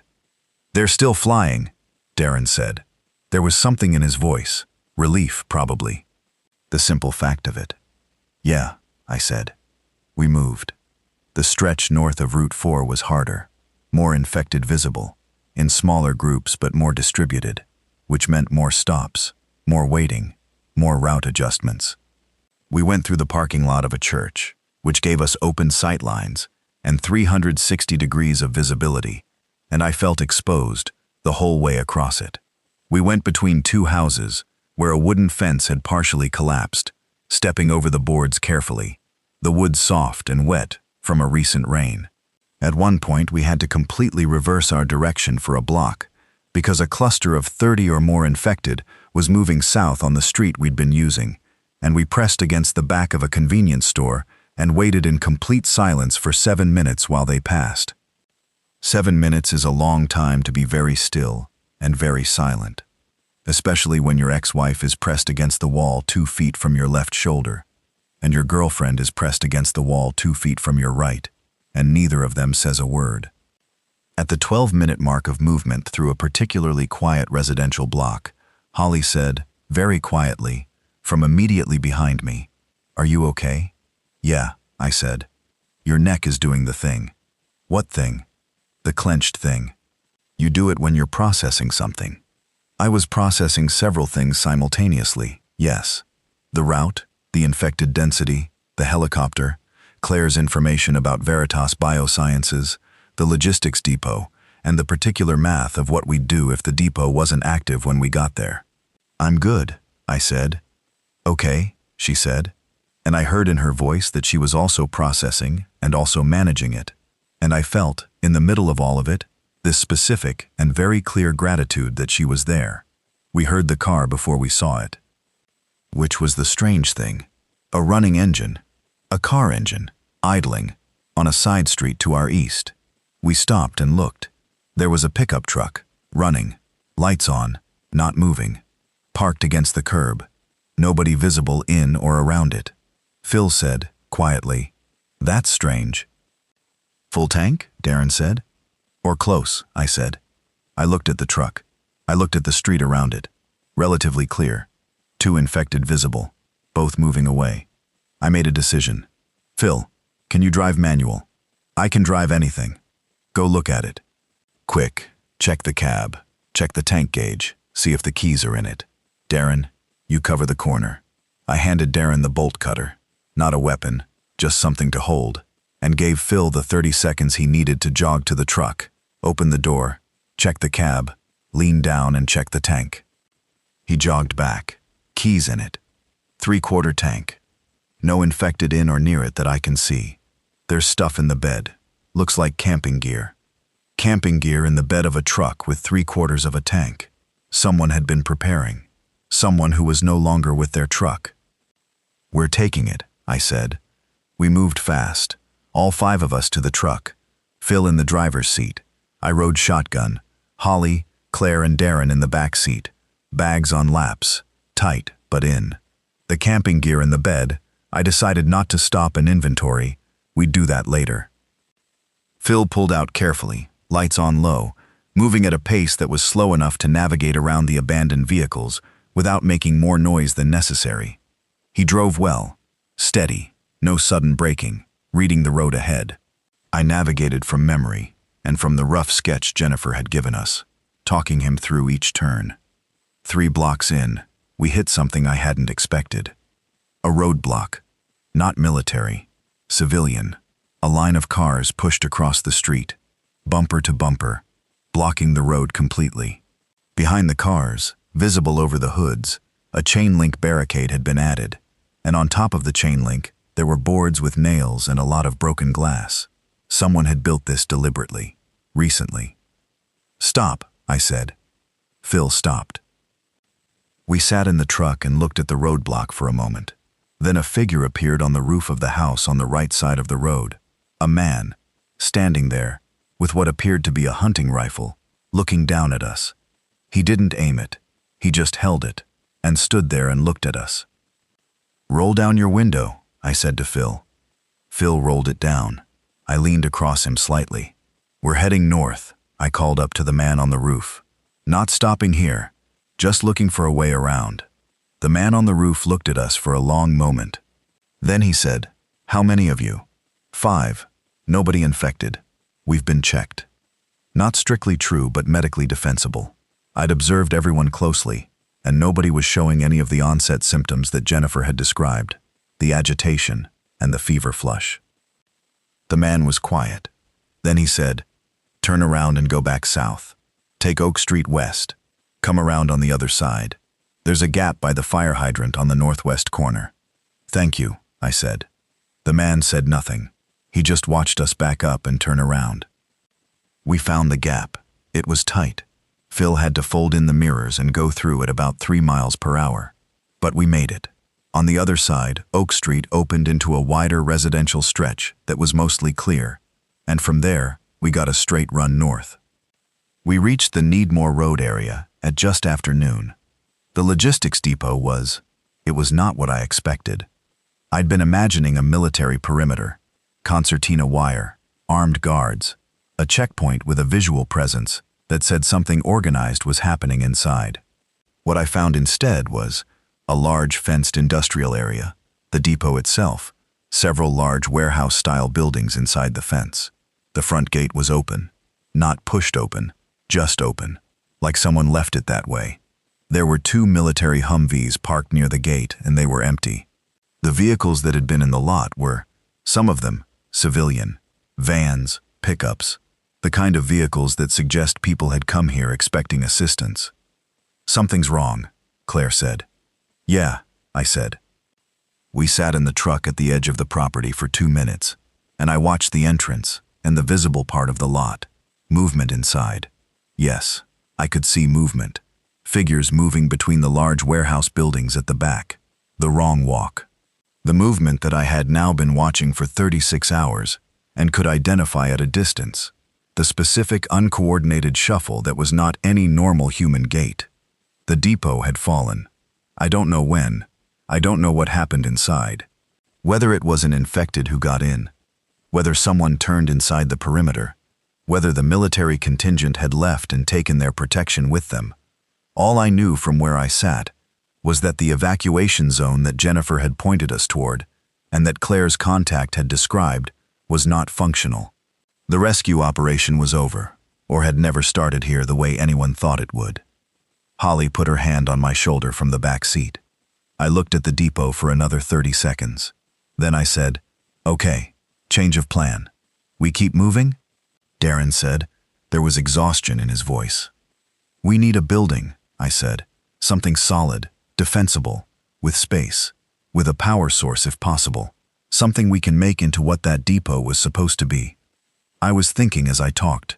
North Dayton, what was up here? I ran calls up here. I knew the areas, the streets. What were the solid buildings? Municipal buildings would have been abandoned. Schools, possible. Large spaces, but too many entry points and too many windows. Commercial, too varied. What else? Fire stations. Fire Station 6, on Old Troy Pike. I'd been there dozens of times, either dropping off patients or picking up joint response calls. I knew the layout. I knew the building. Fire stations are built solid. They're commercial-grade brick construction. They have vehicle bays with heavy bay doors. They have a kitchen, sleeping quarters, a training room, bathroom facilities including showers. They have a backup generator. By code, every fire station has one, and fire station generators are maintained and fueled regularly because you can't have a station go dark in an emergency. They have radio equipment. They have some medical supplies. They have tools, fire tools, axes, Halligan bars, bolt cutters, rope, all kinds of rope, ladders. A fire station was as good a shelter as you could build. "Old Troy Pike," I said, "Station 6. Can you get us there?" Phil thought for a moment. "I think so, if you navigate." I navigated. It took 15 minutes of careful driving. We saw things on the way that I won't describe in detail. The scale of what had happened in Dayton in 36 hours was visible in every block, and I learned to look at the road directly ahead and not at the periphery. You catalog what you need and you don't take in the rest. It's a skill. I'd developed some version of it as a paramedic on bad scenes, and it came back, modified, for this new version of bad. Station 6 on Old Troy Pike was a 2-bay station, built in the 1990s, brick, solid. One of the bay doors was open, just open, the way the depot gate had been just open, and it made me slow down outside and look carefully before committing. No movement visible inside the bay. The apparatus inside, one ladder truck, one engine, both big, both functional presumably, both taking up most of the bay space. Nobody on the apparatus floor.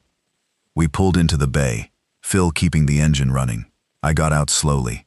I walked through the bay, checking behind the apparatus, checking the door to the interior, which was a commercial steel door, heavy. I opened it. Long hallway. Kitchen on the right. Common room on the left. Dormitory at the far end. "Hello?" I called out. Silence. Then, from somewhere back in the dormitory, a sound. Not the shuffle. Something else. A movement. Furniture, maybe. Something being pushed. I called out again. "EMS. We're not infected. Is anyone in here?" A pause. Then a voice. Male. Rough with tension. "How many of you?" "5. Coming from outside. Nobody sick." Another pause. Then the door at the end of the hallway opened, and a man appeared. Firefighter gear. No jacket. Just the pants and suspenders over a t-shirt. The way they dress when they're at the station and not on a call. Maybe 40. The suspenders were over a t-shirt that said Ohio State across the chest, and he had several days of beard, and the specific look of someone who had been running on adrenaline and very little sleep.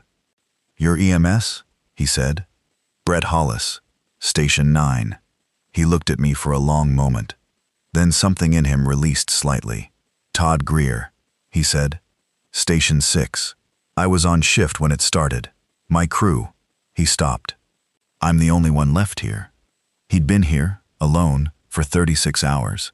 His crew had gone out on calls when the first incidents started hitting the radio, and they hadn't come back. He'd locked himself in the station, run the generator, listened to the radio, and waited.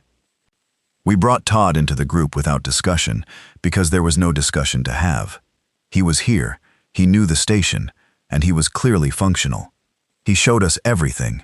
The generator, which was a substantial diesel unit in the back lot, enclosed in a locked cage, with a tank that read slightly above half. The radio room, which had fire department communications equipment as well as civilian band. The kitchen, which had the standard fire station communal pantry, not a huge amount, but more than we'd had at the Sunoco. Canned goods, rice, pasta, some frozen items in the freezer that were still good because the generator had been running. Enough for a week, possibly more if we were careful and if we could supplement.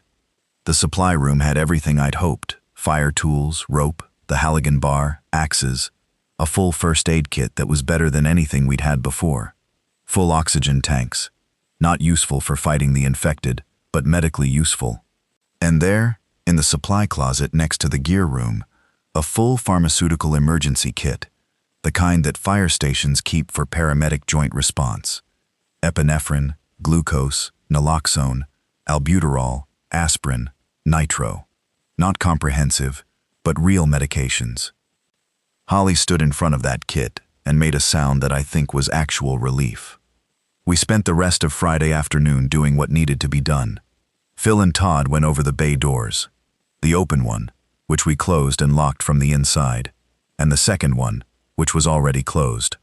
The bay doors were heavy steel and locked solidly with drop bars. Impossible to push open from outside without serious equipment, and the infected we'd observed weren't organized enough to try. I did a slow circuit of the building exterior, while Phil and Todd watched from inside, looking at the perimeter. The station had a rear lot, parking area, the generator cage, 2 dumpsters, a chain-link fence around the lot, 6 feet high. The fence wasn't anything that would stop determined humans, but would slow and disorient the infected, who couldn't navigate a fence. Good. The windows on the ground floor were standard commercial, but the station had window bars on all of them. Building code for fire stations goes back a long way, and the older stations had these. Partially decorative, partially functional, solid. I came back inside and said, "I think we can hold this." "For how long?" Darren said. I looked at what we had: the food, the generator fuel, the supplies, the water, which was still running from the city line. "Weeks, if we're smart about it. And if the city water goes down?" Claire said. "There are 2 apparatus, the fire trucks. The engine has a full water tank, 1,000 gallons at minimum. That's our backup water source." Todd nodded. I was thinking that too. And for food, I continued, we need to supplement what we have. There are likely unspoiled resources in the buildings near here. Grocery stores, fast food places, residential houses. Once we know the infected density around us, and we have a safe window, we make runs. Short, fast, planned. I looked at each person, but not today. Today we secure the position. That was the plan. We secured the position. The kitchen became our communal space. Holly organized the food into inventoried sections. The fresh items that needed to be used immediately, because the power had been interrupted for them somewhere along the line. The canned goods, the dried goods, a clear priority order. She did it efficiently, and without being asked. Because Holly understands systems, and because systems are what keep people from spiraling when everything else is unstable. The dormitory had 6 bunks, a full crew station, for a reason. 6 beds for 5 people and Todd, with 1 to spare. Each bunk had a locker beside it, most of which were empty since Todd's crew hadn't come back for their personal things. We spread out. I noticed that Claire took the bunk at the far end of the dorm, giving herself, and us, maximum distance. It was a considerate thing to do. It was also the kind of gesture she'd been making all day. Small calibrations, adjusting without making it a production, and I noticed them all without saying anything. Holly noticed them too. At one point, in the kitchen, while the others were in different parts of the building, she said to me, "She's being good." Yeah, I'm not surprised actually, just, I'm noticing it. I know. She's scared too, but she's not making it everyone else's problem. She said this with a kind of careful even-handedness that I recognized as coming from her nursing training, the ability to assess a situation without coloring it with preference. That's something. Yeah, I said. That night, Friday night, our second night since everything started, we ate together at the kitchen table for the first time. Todd cooked, because it was his kitchen, and he knew where everything was, and he made something that had pasta and canned tomatoes and some Italian seasoning, and was deeply ordinary and tasted genuinely good. We ate without talking much at first. Then Darren said something slightly dark and slightly absurd about the situation, something about how this was not how he'd expected his Thursday to go, and Phil laughed despite himself, a short, rough laugh, and then everyone was making some version of the same dark joke, the particular humor that comes out of people who are past the peak of their immediate terror and are tired enough to be honest about how weird and awful the situation is. It helped. That's all I'll say about it. It helped. I was on first watch, 2-hour rotation through the night, one person awake at all times near the radio and the front window. At 1:30 in the morning, on my watch, I heard something on the radio that I should document. The station's radio had county emergency channels, and it also had the capacity to pick up federal emergency broadcasts. I was scanning channels when I caught something. Not the automated FEMA broadcast, something different, a voice, live, real, someone transmitting. The signal was scratchy and intermittent, but I could make out most of it. A man's voice, professional, clipped. He was transmitting on a federal emergency channel, giving grid coordinates that I couldn't map without the equipment to do so, but he mentioned 2 things I caught clearly: Veritas Biosciences and the word compound, not a building, a chemical compound. Something about initial field trials. It was 30 seconds of transmission and then nothing. I tried to raise the frequency back. Nothing. I wrote down every word I'd caught on a piece of paper and folded it and put it in my jacket pocket. In the morning, I told Claire. She sat very still while I read what I'd written. Then she said, "That's the team. That's Dave's team." Dave being her contact, the one who'd gone quiet. Where would they be operating from? She thought. Veritas had a secondary facility.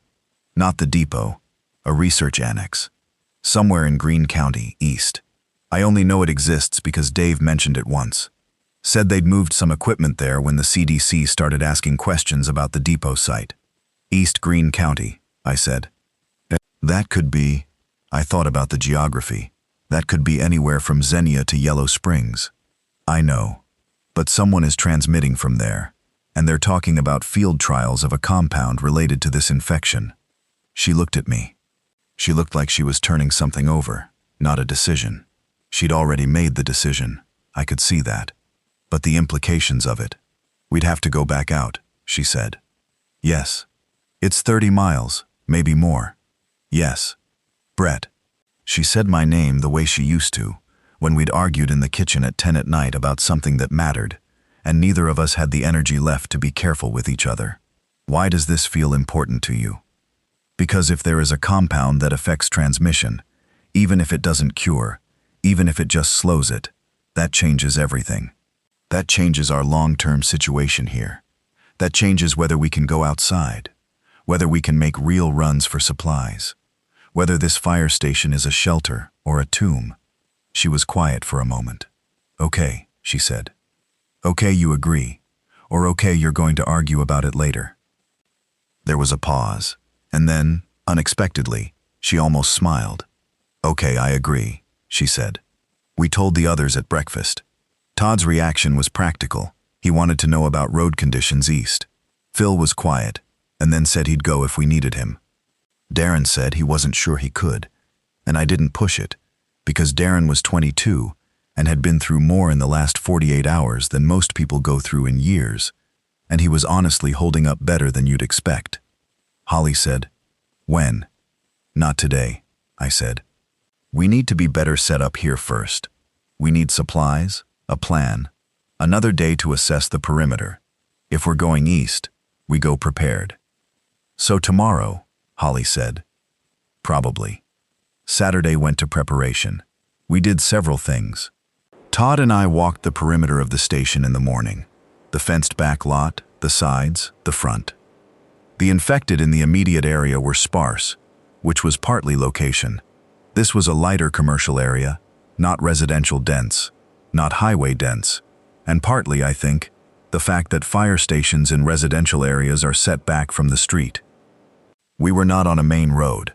We were not directly visible from the intersections. We were, for the moment, not the loudest or most obvious thing in the area. Phil did a mechanical check on both apparatus. The engine turned over and ran. The diesel tank was full, as stations keep them, because you don't send an empty apparatus to a fire. Phil said the truck was mechanically sound. This was a more valuable discovery than anything we'd found in the supply room. I went through the medical supplies again with Holly and organized them into 3 categories: trauma care, the most critical, wounds, bleeding, fractures, infection prevention, the antibiotics, the wound care, keeping people from getting sick from the small injuries that happen constantly in a survival situation, and the less common emergency items that we hoped we'd never need. We cross-checked against what we'd taken from the pharmacy and made a joint inventory. "What do we actually need that we don't have?" Holly said. "Insulin would be nice, but we don't have anyone diabetic as far as I know." I looked at her. "You're not?" "No." "Phil?" I asked everyone at lunch. Nobody was insulin dependent. Darren had a mild asthma inhaler he'd had in his backpack. He showed me. A rescue inhaler, about 40% full. I filed that away. Todd had blood pressure medication that he'd had in his locker, a 60-day supply that he'd started taking the previous year. Good to know. Not critical for now. "Is there anyone here who has any condition I should know about?" I said. "Medical history, allergies, anything?" Claire said, "I'm allergic to penicillin." "I know," I said. "Right," she said. "Of course you do." Holly looked between us for a brief moment. Then she wrote Claire's penicillin allergy on the top of the medical list and underlined it. That was very Holly.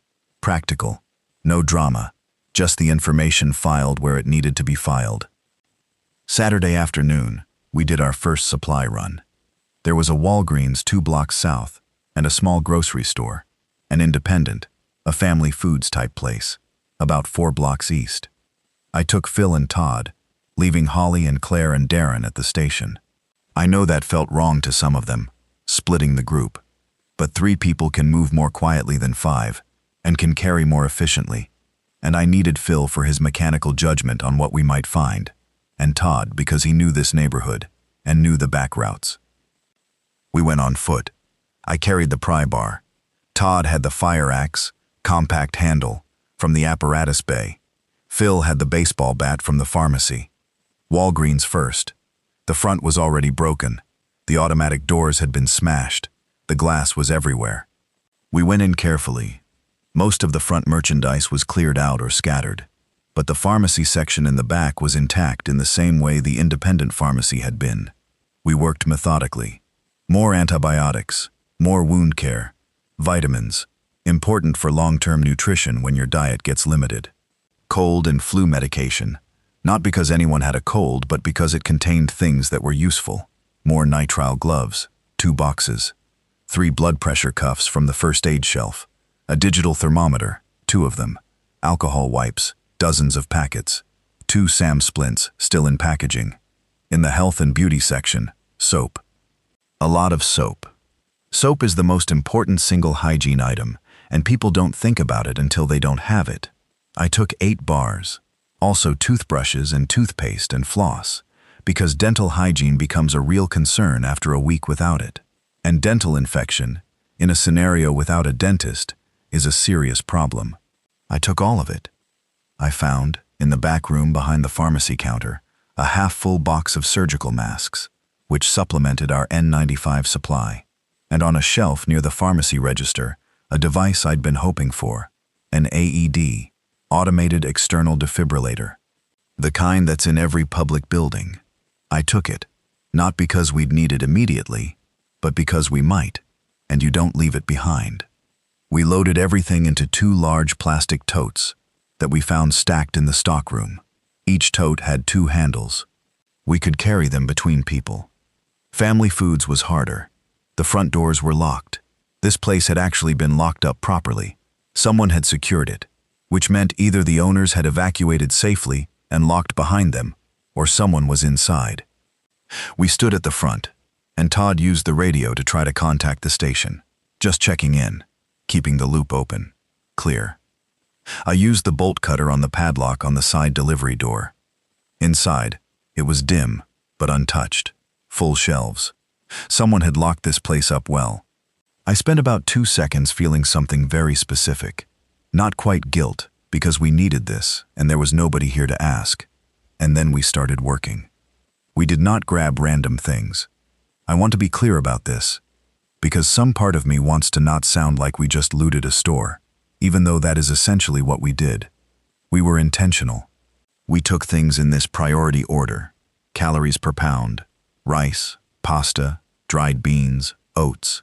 These are the foods that feed the most people for the most days with the least weight. Then canned proteins, tuna, chicken, beans, the things with actual nutritional content. Then canned vegetables and fruit. Then anything shelf-stable that added nutritional variety.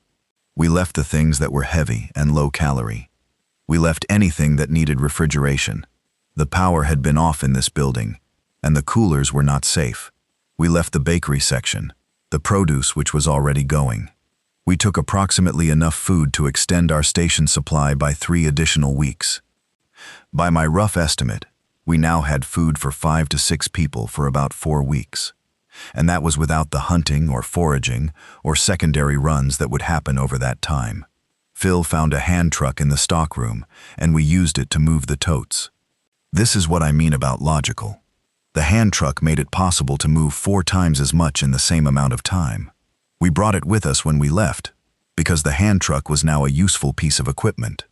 We were back at the station by 3:30. Holly and Claire had been busy in our absence. They'd reorganized the kitchen, done a deep clean of the bathroom facilities using the cleaning supplies from under the station kitchen sink, and found, in one of the crew lockers, a full-sized road atlas for Ohio that someone had apparently kept as a backup to the GPS. Claire had it open on the kitchen table when we got back, circled in pen, with notes in her handwriting. "I mapped the route east," she said, "to the area you mentioned, if we're going tomorrow." I looked at the map. She'd done it well. Multiple route options, noting main roads versus secondary, a circle around the possible target area with question marks, because we didn't have an exact address.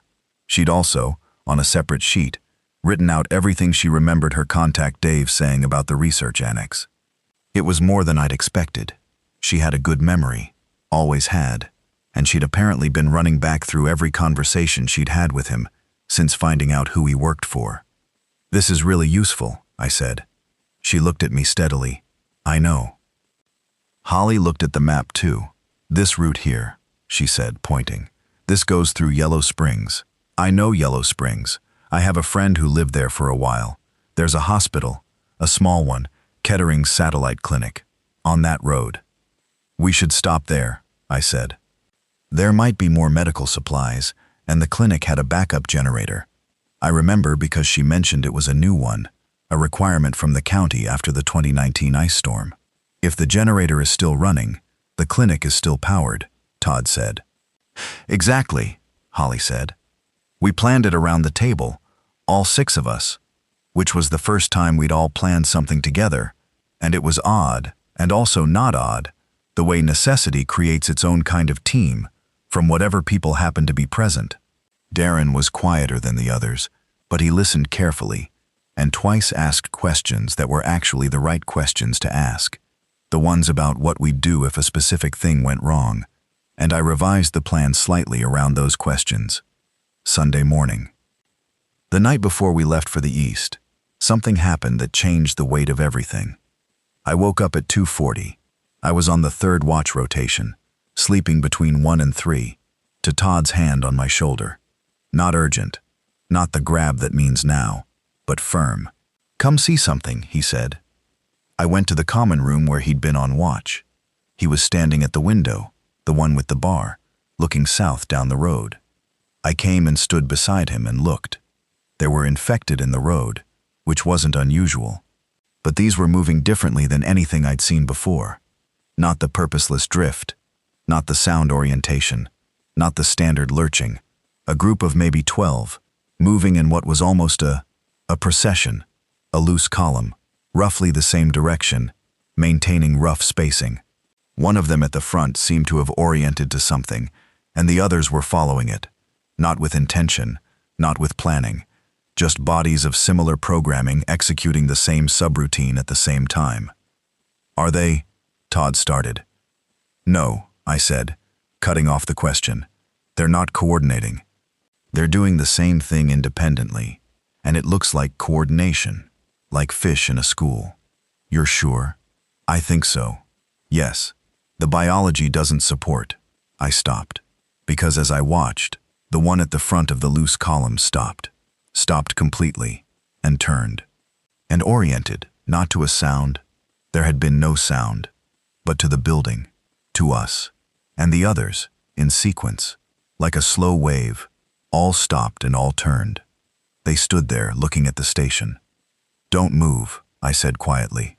We stood still for a very long minute. The infected stood in the road. Nothing happened. Then, in the same loose sequential way, they turned away and kept moving south. "What was that?" Todd said. "I don't know," I said. I lied. Not completely. I genuinely didn't know what the mechanism was. But I had a theory, and my theory scared me, and I didn't want to give voice to it at 2:40 in the morning to a man who'd been alone in a fire station for 2 days.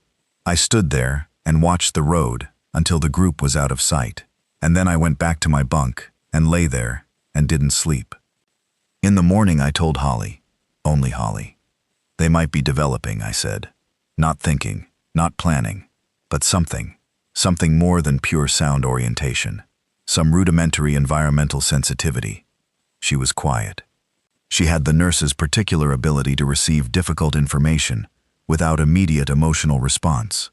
She processes it first and then responds. "Is that possible?" she said.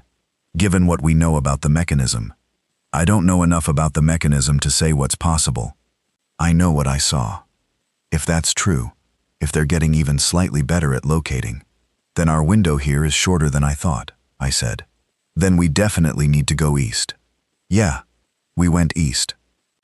Sunday morning, all 6 of us in the fire engine's cab. It was tight, but Todd drove and the fire engine itself was worth its impracticality, because nothing short of a tank was going to stop it from moving through blocked roads. Seriously, Phil had been right about its condition.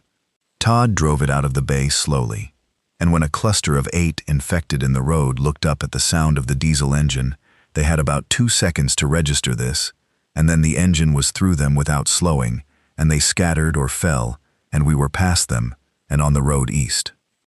Nobody said anything about that. The route Claire had mapped worked reasonably well for the first half. Secondary roads, 2-lane, lined with houses and small businesses. The infected density was lower out here, further from the urban center. Some stretches were completely clear, and you could almost forget, except for the abandoned cars at wrong angles and the front doors standing open on houses and the specific quality of the silence, which is different from normal quiet, because normal quiet has birds and wind and the distant sound of other people's lives, and this quiet had none of that. Todd drove carefully and well, navigating around the worst of the vehicle obstructions. Phil rode shotgun, watching forward. I was between Holly and Claire in the back, with Darren and Phil's bag on my lap. At one point, Holly fell asleep against my right shoulder. She'd slept badly, and she let go for maybe 20 minutes, her breathing going slow and even. Claire, on my left, noticed. She didn't say anything. She looked out her window at the passing landscape. After a moment, she said, quietly, not looking at me, "She loves you." "I know. She's really good, Brett. I mean that." I looked at her. She was still looking out the window. "Thank you," I said. She shrugged slightly. "Don't thank me. It's just, I see it. It's obvious." A pause. "You chose well." I wasn't sure how to respond to that. I settled on silence, which felt right. Holly shifted slightly in her sleep and pressed her face further into my shoulder. We reached Yellow Springs at 10:15.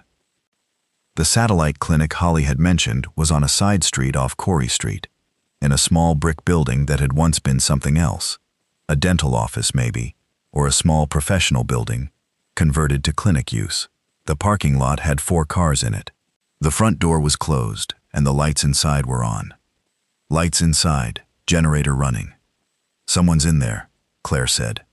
"Or the generator's just running empty," Phil said. We sat in the engine in the clinic lot for 2 minutes. Nothing happened. Then the front door opened and a woman appeared. Short, compact, maybe 50, in scrubs with a white coat over them. She looked at the fire engine with an expression of very controlled shock. "Hello," Holly said out the window. The woman said something I couldn't hear. Then she said it louder. "Are any of you infected?" "No," Holly said. "We're a mixed group. Paramedic, nurse, mechanic, firefighter. We've been clear for 3 days." Another pause. Then the woman said, "Come in slowly." "I need to," she stopped. "I need to see your arms." We understood. Bite wounds. She was checking for bite wounds. We all understood why. She checked us one by one as we came through the door, rolled up sleeves, showed arms and necks, turned around. Her name was Dr. Evelyn Marsh, and she'd been in this clinic since Friday, with 3 of her staff. A situation that had developed not because she was trying to shelter here, but because they'd locked themselves in when the first wave hit Yellow Springs, and hadn't found a clear moment to leave since. Her staff, a nurse named Russell, mid-20s, quiet, a medical assistant named Paige, who was not quiet, who I could hear in the back room talking to someone on a cell phone, and a patient. There had been a patient in the clinic when it all started, a man named George, late 60s, who'd come in for a routine appointment and was now sitting in an exam room with a sprained ankle and a very philosophical attitude about the situation. Dr. Marsh's clinic had supplies, proper clinical supplies. I worked with her for an hour while the others ate from the clinic's staff kitchen. She had more food than I expected. She'd been systematic about it. And between us, we put together an additional kit that we could take with us. She was clear-headed and practical about it. She kept what she and her staff needed, gave us everything that was surplus. We got more of the antibiotics we'd been low on, 2 additional epinephrine injectors, a proper blood glucose meter with strips, oxygen tubing, and, this was the most valuable thing, a small portable ultrasound unit, battery-operated, the kind used for point-of-care assessment. Holly's eyes lit up when she saw it. "Can you use that?" Dr. Marsh said. "Yes," Holly said. I've been trained on it. Take it. We could. Holly looked at her. You could come with us. All of you. Dr. Marsh looked at her staff, at Russell, who was watching from the hallway. Where are you going? I told her about the transmission I'd heard, about Veritas Biosciences and the research annex in Greene County. Her face went through something I recognized. The look of a person who has been holding a lot of separate pieces of information and just had them click together. Veritas, she said. You know them? I know of them. They've been in this area for 2 years. Government contract. I've had 3 patients who worked there at some point. Separate patients, separate visits. And all 3 mentioned a compound they were working on. They weren't supposed to be discussing it, I don't think, but patients talk. What did they say about it? She was quiet for a moment. They said it blocked the infection pathway at the cellular level, not in infected individuals. It doesn't reverse anything. But in healthy tissue, it created what one of them called a neutralizing effect, like a vaccine, but faster. If you were exposed to the infected persons, the transmission vector, the compound reduced the likelihood of infection to nearly 0. The room was very still.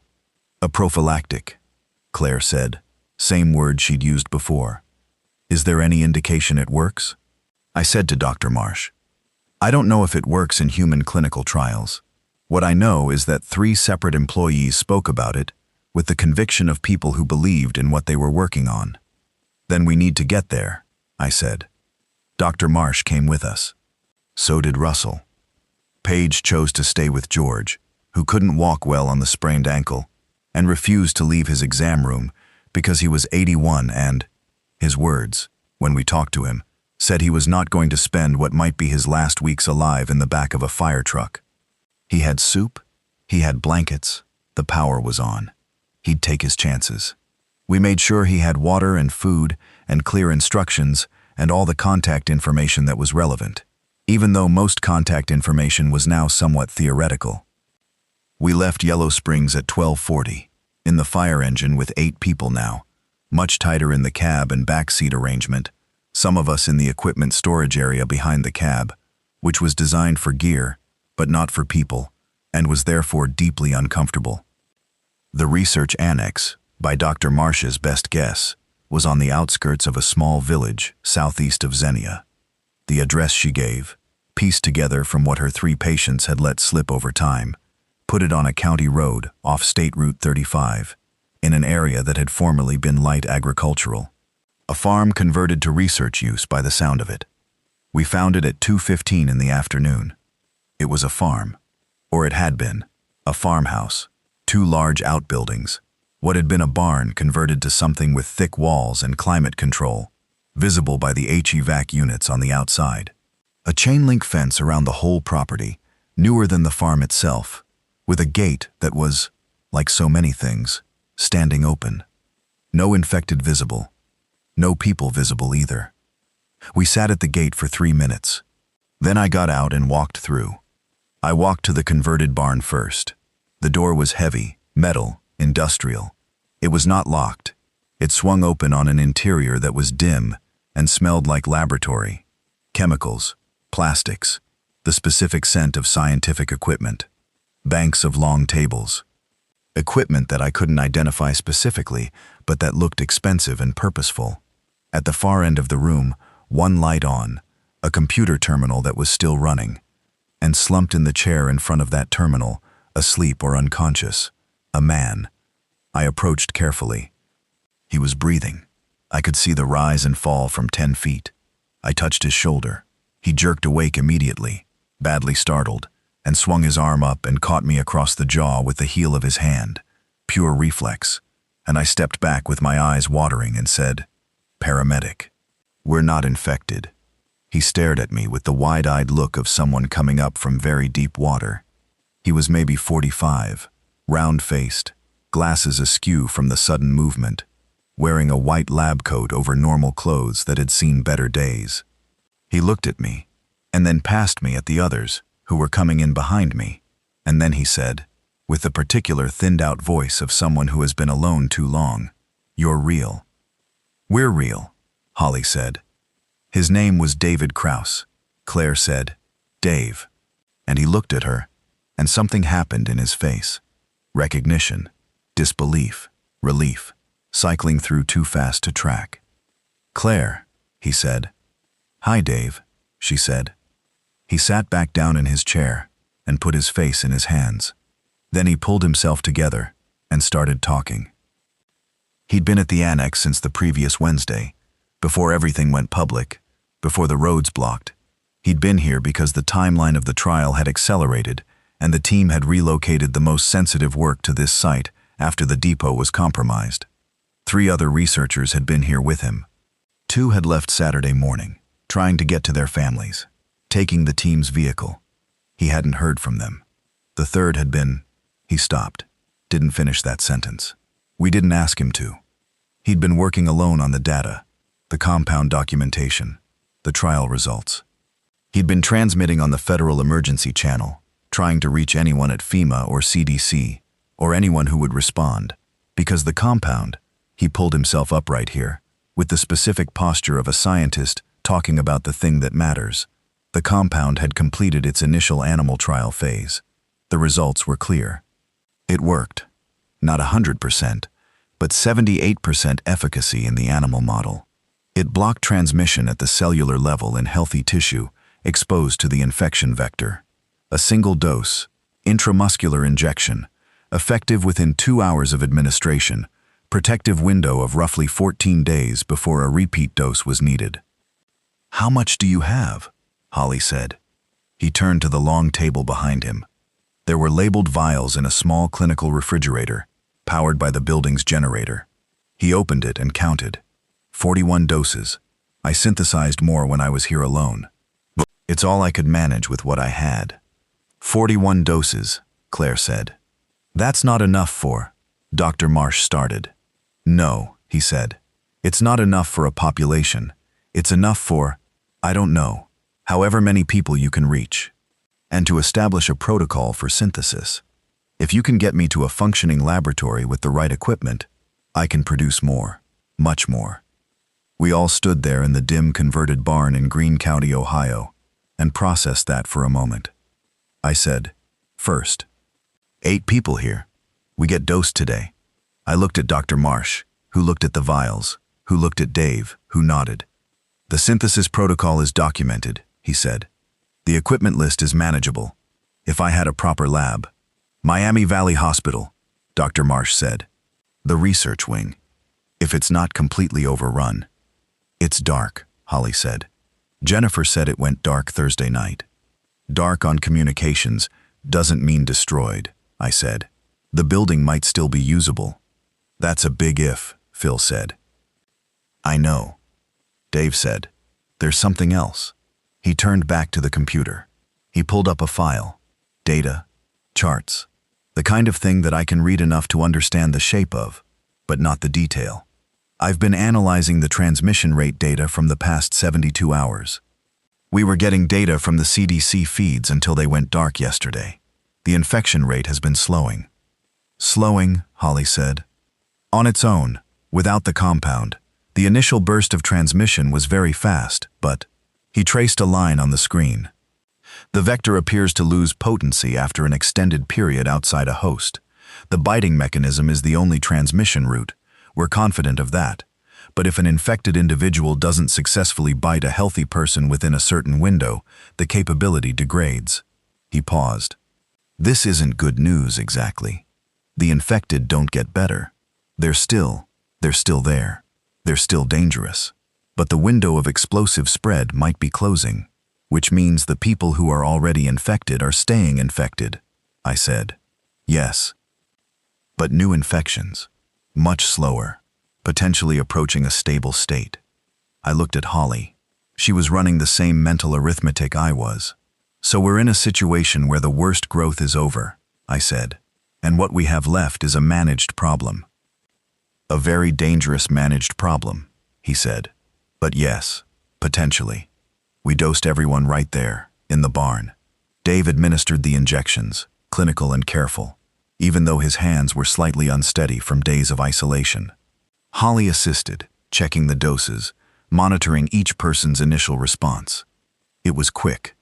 The injection was intramuscular, upper arm, and it hurt the way injections hurt, and then it was done. Claire flinched slightly. I was next to her. She looked at me after and said, "Well, that's something." "Yeah," I said. Todd said, "Now can we go back to the station?" Dave came with us, and his documentation, and 41-8 doses of the compound in the clinical refrigerator, which we packed with the ice packs we found in the barn's first aid kit. We also took everything he could identify as useful from the lab, not the complex equipment. We couldn't transport it, but the synthesis documentation, the reference materials, anything that could help reconstruct the work in a different location. The drive back to the station was quiet. Not an uncomfortable quiet, an exhausted quiet, the kind that comes after something has been decided and you haven't yet arrived at the next thing.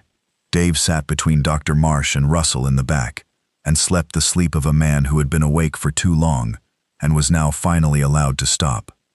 At one point, somewhere on the 48 bypass, Claire said to me very quietly, "Brett." I looked at her. The afternoon light was coming through the window at a low angle, and it made her look different, in a way that was hard to place. Younger, maybe, or just tired past the point of maintaining the specific composure she'd been managing. "Thank you," she said, "for including me in this." I looked at her for a moment. There were a lot of things inside that sentence that were really about different things. About the divorce. About the particular loneliness of being in the same city as someone you used to know completely, and being strangers. About whatever it meant that we'd spent the last 3 days in the same crises together, and neither of us had made it worse than it had to be. "I didn't include you," I said. "You were just there." "I know," she said. "That's kind of the point." I turned back to the window. We got back to Station 6 at 5:15 Sunday evening. The building was as we'd left it. The generator was running. The power was on. The kitchen was where we'd left it, and the dormitory was where we'd left it. It was the first time since Thursday morning that arriving somewhere felt like arriving somewhere. We made dinner. All 8 of us, plus Darren in the kitchen that had been designed for 6. Everyone at and around the table. Dave eating like he hadn't eaten in 2 days, because he probably hadn't eaten properly in 2 days. Dr. Marsh and Russell integrating with the kind of practical ease that people manage when they're all in the same situation, and there's no time for anything else. After dinner, while the others were in the common room around the radio, there was more transmission activity, scattered, from across the state. Some of it encouraging, some of it not, and people had started treating the radio like a campfire, something to gather around. I stood in the kitchen washing dishes, which is a thing I have always done when I need to think. Holly came in. She picked up a dish towel. She started drying without being asked. We worked in silence for a moment. Then she said, "How are you actually doing?" "I don't know," I said, which was honest. "It's a lot to process." "Yeah?" She dried a bowl slowly. "She's going to be okay. You know that, right?" I looked at her. "Holly, I'm not." She set the bowl down. "I'm not being weird about it. I just mean, she came through this. She was useful. She was decent. She handled things. And that's probably going to be complicated for you in some way later, and I'm just..." She paused. "I'm saying, I see that it's complicated, and I'm not going to make you feel bad about it." I looked at her for a long moment. Then I said, "I love you." She looked back at me with the small, very real smile she has. "I know you do. I'm saying it specifically. I know." She picked the bowl back up and kept drying. "Finish the dishes." That night, before I went to my bunk, I walked through the common room where Claire was sitting alone. She had the Ohio Road Atlas open on the table in front of her, but she wasn't reading it.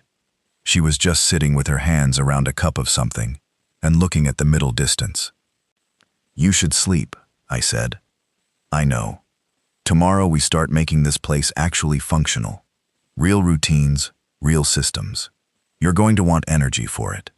She looked up at me. "You're already thinking about that." "Aren't you?" She considered. "I'm thinking about Dave's synthesis notes. Whether there's a way to establish a production process with what we have here, what we'd need, if we could get to Miami Valley research. One thing at a time, I know.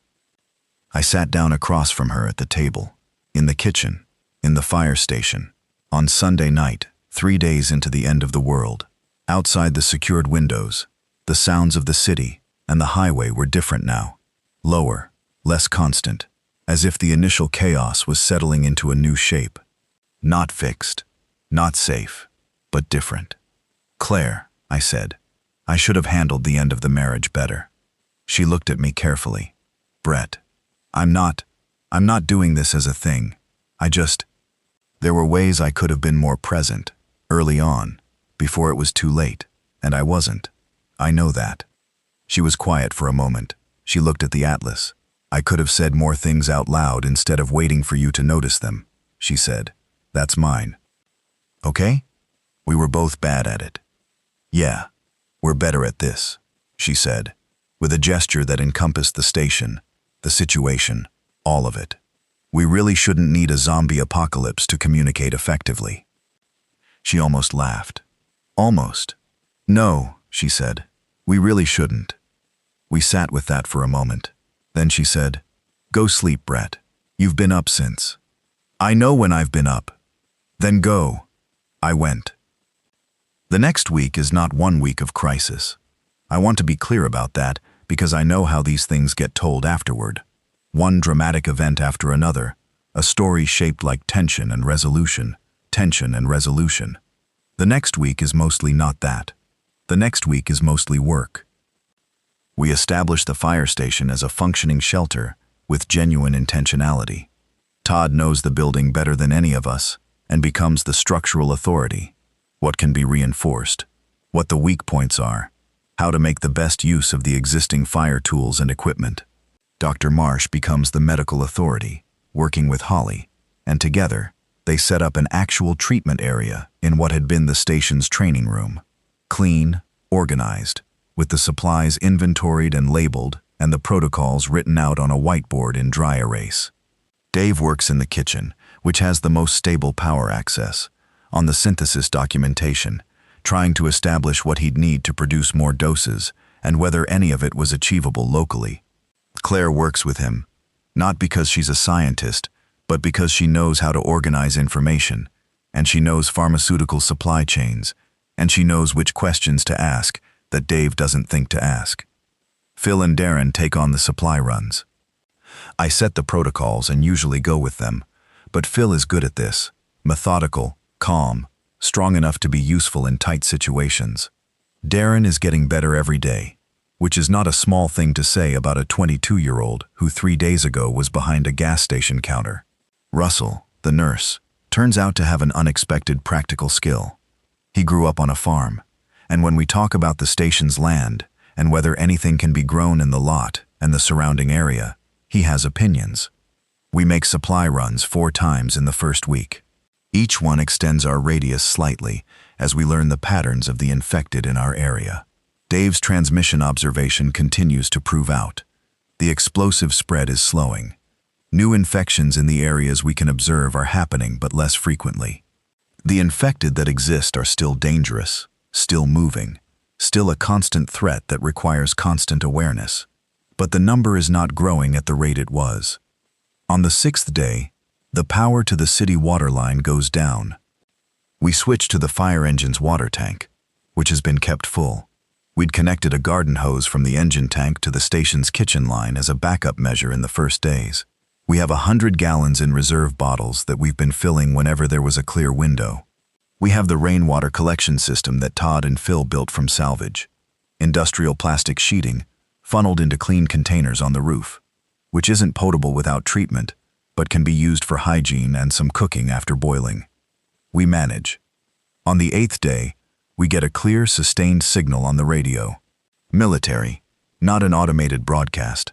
A real person, a real voice, giving coordinates for an active collection point in Dayton's east side.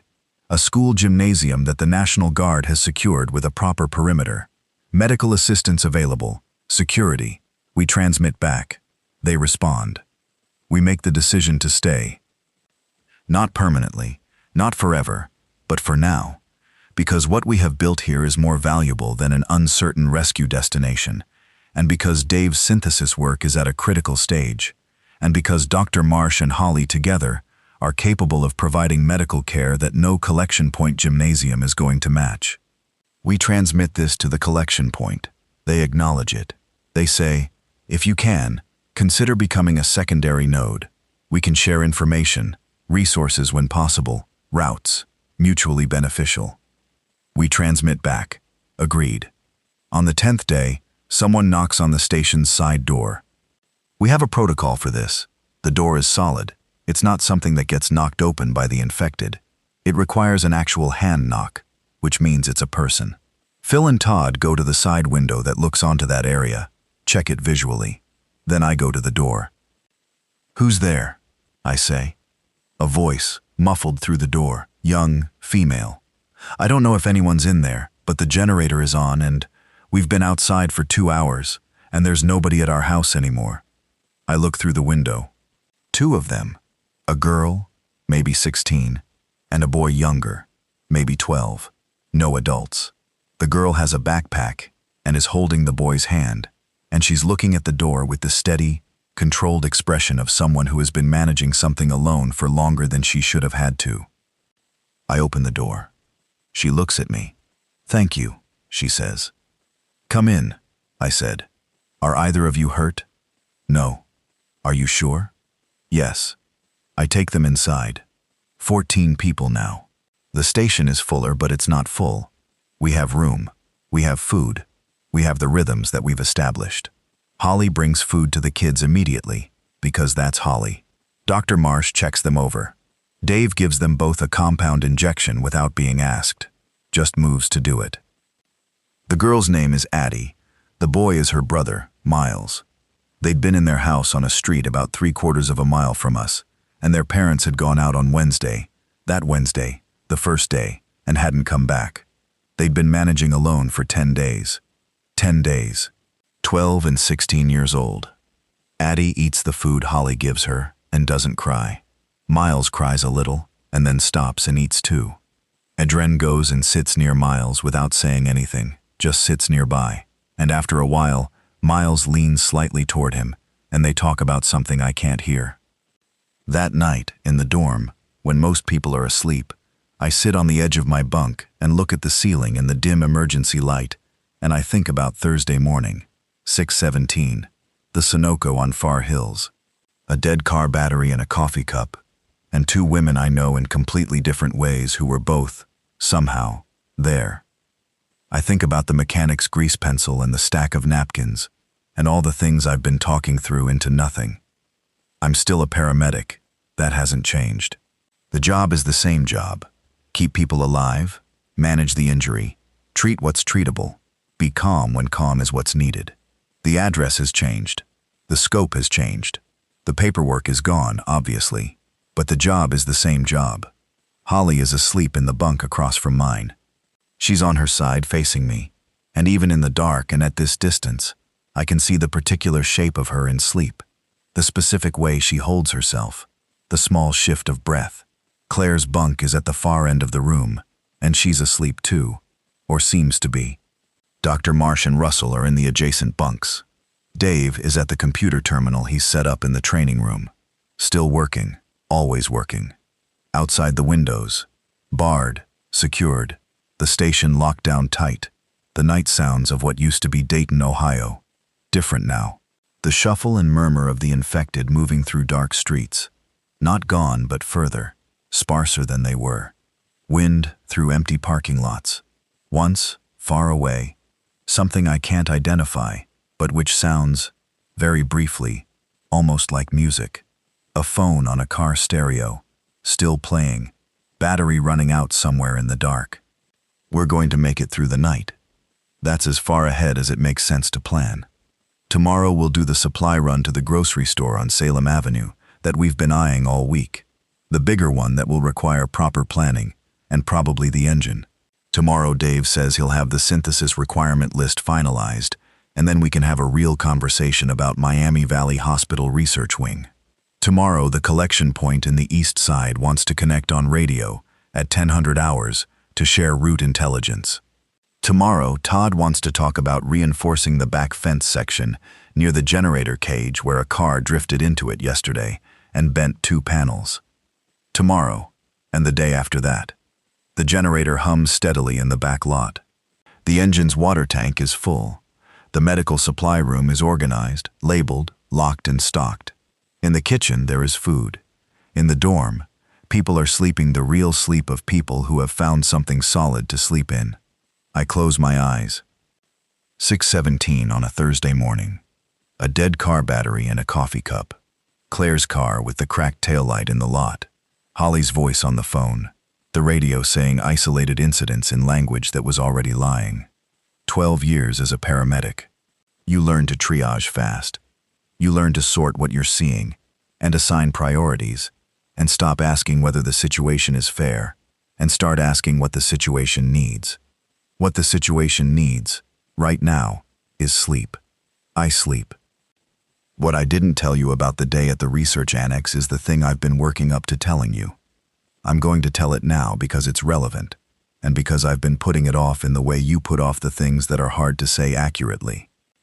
When we were loading supplies at the annex, while Dave was showing Todd and Phil the synthesis equipment, and Dr. Marsh was doing a final check of the vials, Holly and Claire and I were in the barn's small side room packing the reference documents into one of the shop bags. And Claire lifted a box from a low shelf and slipped. The concrete floor was uneven, a raised seam she didn't see, and she went down on one knee, and the box fell, and she reached to catch it, and her arm went into the shelving unit, and there was a sound, a crack, followed by a very short, very controlled intake of breath that I know, having been married to her, is the sound she makes when something genuinely hurts. I was at her side immediately. "Claire, what happened?" "The shelf," she said. She was looking at her forearm. There was a cut. The shelf had a broken metal edge and her arm had dragged across it. Not deep, but a clear laceration, maybe 3 inches, bleeding steadily. I took her arm and looked at it. Clean metal edge, clean cut. I got gauze from the bag and pressed it on. Holly was immediately there with tape and gloves already on. We were working on it. Professional, both of us, the way you do. When Claire said, quietly, looking down at her arm rather than at us, "Brett, the shelf was at the far side of the room. There was a..." She stopped. Then, there was a mark on the shelf. From something. I looked up from the wound. What kind of mark? She met my eyes. "I don't know," she said. "I was reaching for the box and there was something that..." She stopped again. "It might have been a nail, or a broken edge." "It was the shelf edge," I said. "I saw the shelf edge where you caught it." "Yes," she said. "That's probably what it was." We held each other's gaze for a moment. Then I looked at the wound. Clean edges even. The kind you get from a clean metal surface. No crush injury, no tearing. The kind of cut you get from a sharp edge. I looked at the shelf where she'd said she'd reached, from where I was standing. I didn't say anything. Holly finished taping the wound. She looked at it clinically. "That'll need to stay clean and covered," she said. "No signs of..." She looked at Claire's face carefully. "Are you okay? You look..." "I'm fine," Claire said. "I just went down hard. Startled me." Holly nodded. She stripped the gloves. She went back to packing the documents. I stayed where I was, next to Claire for a moment. I looked at the wound again. Clean edges. Then I looked at the far end of the shelf, at the lower corner of it, where she'd said she'd reached. There was a broken edge there, yes. Sharp, metal, the kind you absolutely didn't want to drag skin against. And next to it, on the concrete floor, something small, dark. I crouched down and looked without touching. A tooth. Not a nail. A tooth. Small. Narrow. The kind that had fallen from a human jaw that had no longer had any use for it.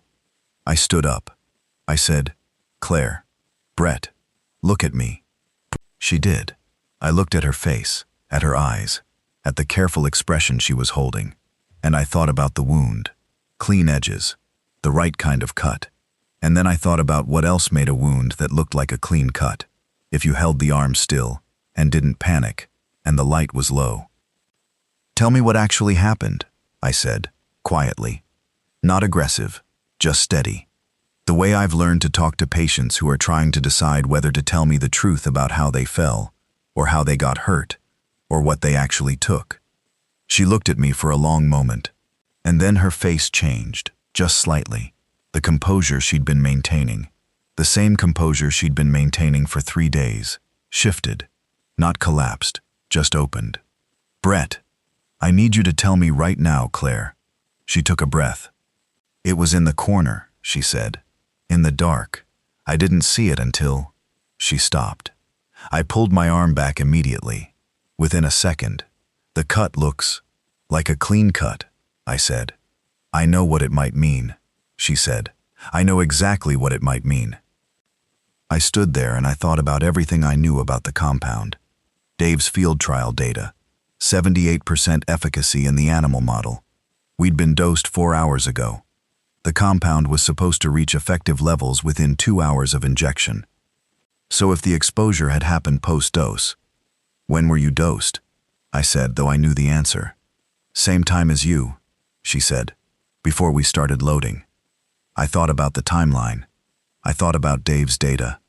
I thought about the specific meaning of 78% efficacy, which is not 100%, which is also not nothing, which is a number that means most of the time, and not every time, and you can't know in advance which category you're in. "Holly," I said, without taking my eyes off Claire. "Can you get Dave?" Holly had stopped what she was doing. She was very still. She looked at my face, and then at Claire's face, and I saw her understand what she was looking at. She didn't react wrong. She didn't react with horror or with retreat. She said, "Okay," and went to get Dave. Claire said, "I'm sorry." "Don't," I said. "I didn't want to. I was going to tell you. I needed a moment." "I know what you're thinking," she said, "that I should have said immediately. I know why you didn't say immediately. Because you'd have to make a decision." "Yes." We were both quiet. From outside the room I could hear the others. Todd's voice, Phil's footsteps. The sound of the afternoon through the barn walls. Birds, the wind in grass that was still growing despite everything. The ordinary countryside sounds of Ohio in mid-March. "What are you going to do?" she said. I looked at her. I looked at the wound. I looked at the expression on her face, which was scared. In a way she was managing very hard, but couldn't fully manage, which is the expression that faces make when the person wearing them has just realized they are in genuine unknown territory. "Dave," I said, when he appeared in the doorway with Holly behind him. "The compound. Post-dose, with 2 hours elapsed. What does the efficacy look like?" He looked at me. 2 hours post-dose is essentially full efficacy. The trials, against a direct exposure, bite contact. He looked at Claire's arm. He went very still. Then he came forward and looked at the wound. He looked at the shelf. He looked at Claire's face. "When?" "Maybe 5 minutes ago," she said. He was quiet. He ran his hand through his hair. "The efficacy at full dose, full development, is 78% in the animal model. Human clinical data doesn't." "Give me a number," I said. "I can't give you a precise number. What I can tell you is that in every animal trial where exposure occurred within a 1-hour window of full dose development, no infection occurred." He paused. "That's a small sample. The trials were not designed to test post-dose exposure. They were designed to test pre-exposure protection. The mechanism should be identical, but it's not certain. No." We stood there in the side room of a converted barn in Greene County, and the wind moved outside, and Claire held her bandaged arm against her side, and I looked at her. Here's the thing about being a paramedic. The thing people don't tell you, or maybe they do tell you and you don't understand it until you've been doing it long enough. The job is mostly decisions, not the dramatic ones. Those are a small fraction. They're the ones you talk about later, the saves, the near misses. The job is mostly the decisions nobody notices, the small triage choices, the sequence you do things in, the moments where 2 equally valid protocols point in different directions, and you have to pick one and go. You learn to do this without detachment, not without emotion. The emotion is actually part of the information. What you feel in a situation tells you things about the situation that the data alone doesn't. But the emotion can't make the decision. You have to make the decision. I had made a lot of decisions in the last 9 days. I said, we monitor, round the clock. Dr. Marsh, Holly, and I rotate observation. Any sign of behavioral change or fever onset, any sign, and we respond to it. I looked at Claire. You stay close. You don't handle any food or water preparation without gloves. You don't handle the kids. I stopped. You tell us immediately if you feel anything unusual. Brett, you don't argue with me about this. I'm not arguing, she said. She stopped. She pressed her lips together. Thank you, she said. Quiet, sincere in the way she almost never was out loud. Don't thank me. Just be honest. I will be. Holly met my eyes over Claire's shoulder. She held them for a moment.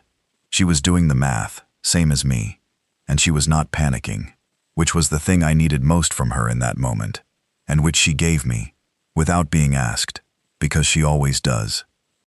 We loaded the truck. We drove back.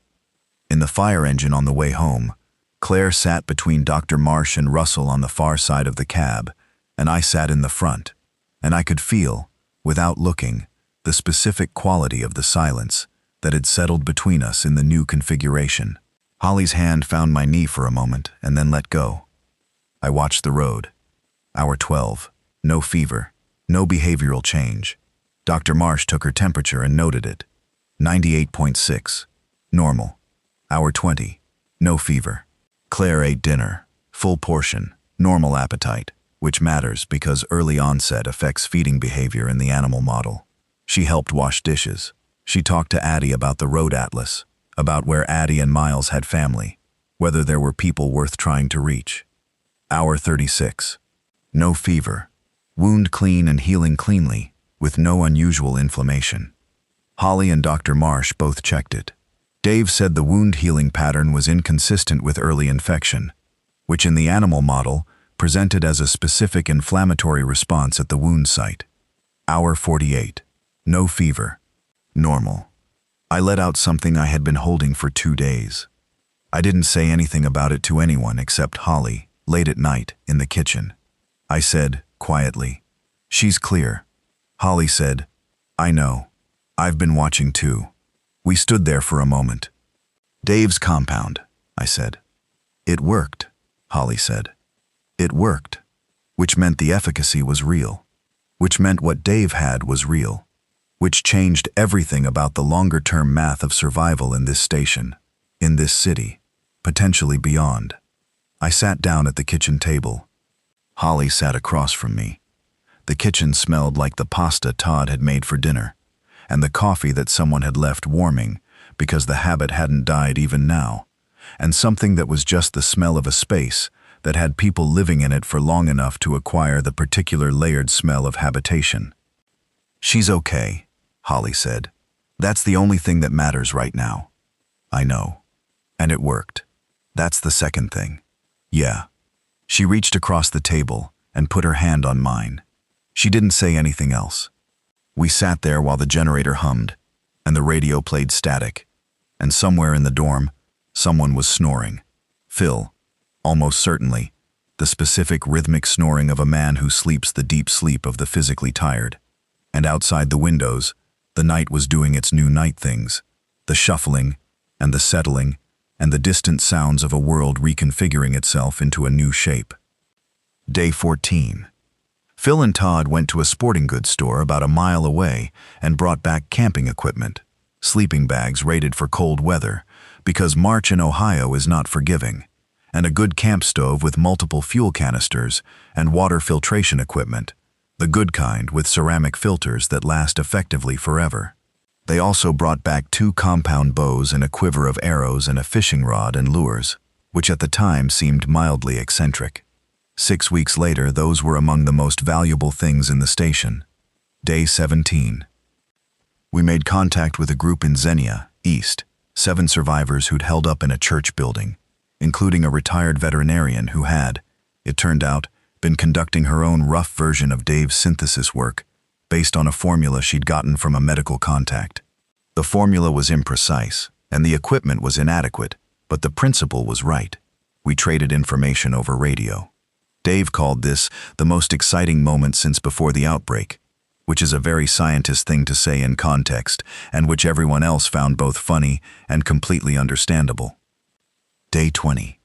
The collection point gymnasium in the east side sent a runner, an actual person, on a bicycle, which we saw approaching on the radio's visual feed from the observation point Todd had set up on the station roof, with written communication. They had established communications with 2 National Guard units and were coordinating a citywide assessment. They wanted representatives from each secondary node to come to a meeting. I went. Holly went with me. We drove the pickup, the one Phil had found, which now had a full tank, replenished from a gas station that Darren and Phil had siphoned carefully 3 days earlier. The meeting was the first time I'd been in a room with more than 12 people in 3 weeks. 23 people, at the gymnasium, from 7 different survival nodes across the Dayton area. Some of them had medical training, some had engineering or mechanical, some had nothing specific, except that they'd survived and organized, and were willing to coordinate. What we had was the compound. What we had was Dave. What we had was 14 people in a secure, functional, medically capable shelter, with supplies to last another 6 weeks minimum, a synthesis protocol, and an established relationship with 2 other local groups. The meeting lasted 4 hours. A lot was said. Most of it was practical. The end result was an agreement to share route intelligence, to coordinate supply runs to avoid redundancy, to establish a shared radio schedule, and to prioritize getting Dave access to the research equipment at Miami Valley Hospital Research Wing so that compound production could scale. On the way home, I drove and Holly sat next to me and watched the city go by in the late afternoon light. The infected were present. They never weren't present, not yet, not this early, but the density had continued to drop, and there were stretches of blocks that were effectively clear, where the only signs of everything were the stopped cars and the open doors, and the overgrown condition of things that hadn't been maintained in 3 weeks. "It looks different than it did," Holly said. "Yeah," I said. "Not better exactly, just different." "We're going to do this," she said. "Not a question." "Yeah," I said. "I think so." She leaned her head against the window. Outside, a dog crossed the road. A big brown shepherd mix, nobody's dog, or maybe everybody's now. It moved with purpose, which was more than I could say for a lot of what I'd seen lately. It got across the road and disappeared between 2 houses. "Drive safe," Holly said. "I always drive safe." "You really don't." "I really don't," I agreed. I drove us home.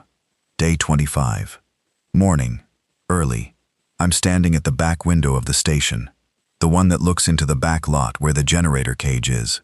The sun is coming up, the specific pale gold of early spring sun that has finally decided to commit to being morning. The maple by the fence is starting to bud, small, tight, red-green buds along the branches that mean in 2 weeks it'll be leafing out properly.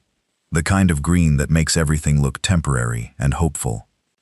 Claire is in the kitchen starting coffee, which she has started doing every morning, because she was always the one who got up first and made the coffee, even when we were married, even when there was nothing left between us worth making coffee for. Some habits persist through everything. Holly is still asleep. She has a double shift of medical work today. Dr. Marsh is making a run to the Xenia group to assess their veterinarian synthesis setup, so Holly is covering the station's medical room alone, which she's done before and can do again. She needs the sleep. Addie and Miles are asleep. Dave is asleep. He worked until 3 in the morning on the synthesis documentation. Phil and Todd are on watch rotation, and I can hear Todd's footsteps on the roof, where the observation point is. Phil's voice, somewhere, talking quietly on the radio. 14 people, functioning, together. There's a word I keep not using because it seems too fragile to put a name on. Like naming a thing before it's solid enough to hold a name will cause it to collapse. But I think the word is working. It's working. I stand at the back window and watch the maple buds and the pale gold light, and I drink the coffee Claire put in my hand when I walk through the kitchen. It's bitter because the good stuff ran out last week, And we're on the store brand now. And I drink it anyway, because it's hot, and because some rituals persist, and because in the kitchen, pouring her own cup, my ex-wife of 2 years is humming something low and tuneless in the way she always did in the morning when she thought nobody was listening. And in the dorm down the hall, my girlfriend, the woman I love, is sleeping the solid sleep of someone who worked hard and is resting well in a place that is, for now, safe. And outside the window, the maple is budding, and the generator is running, and the morning is here.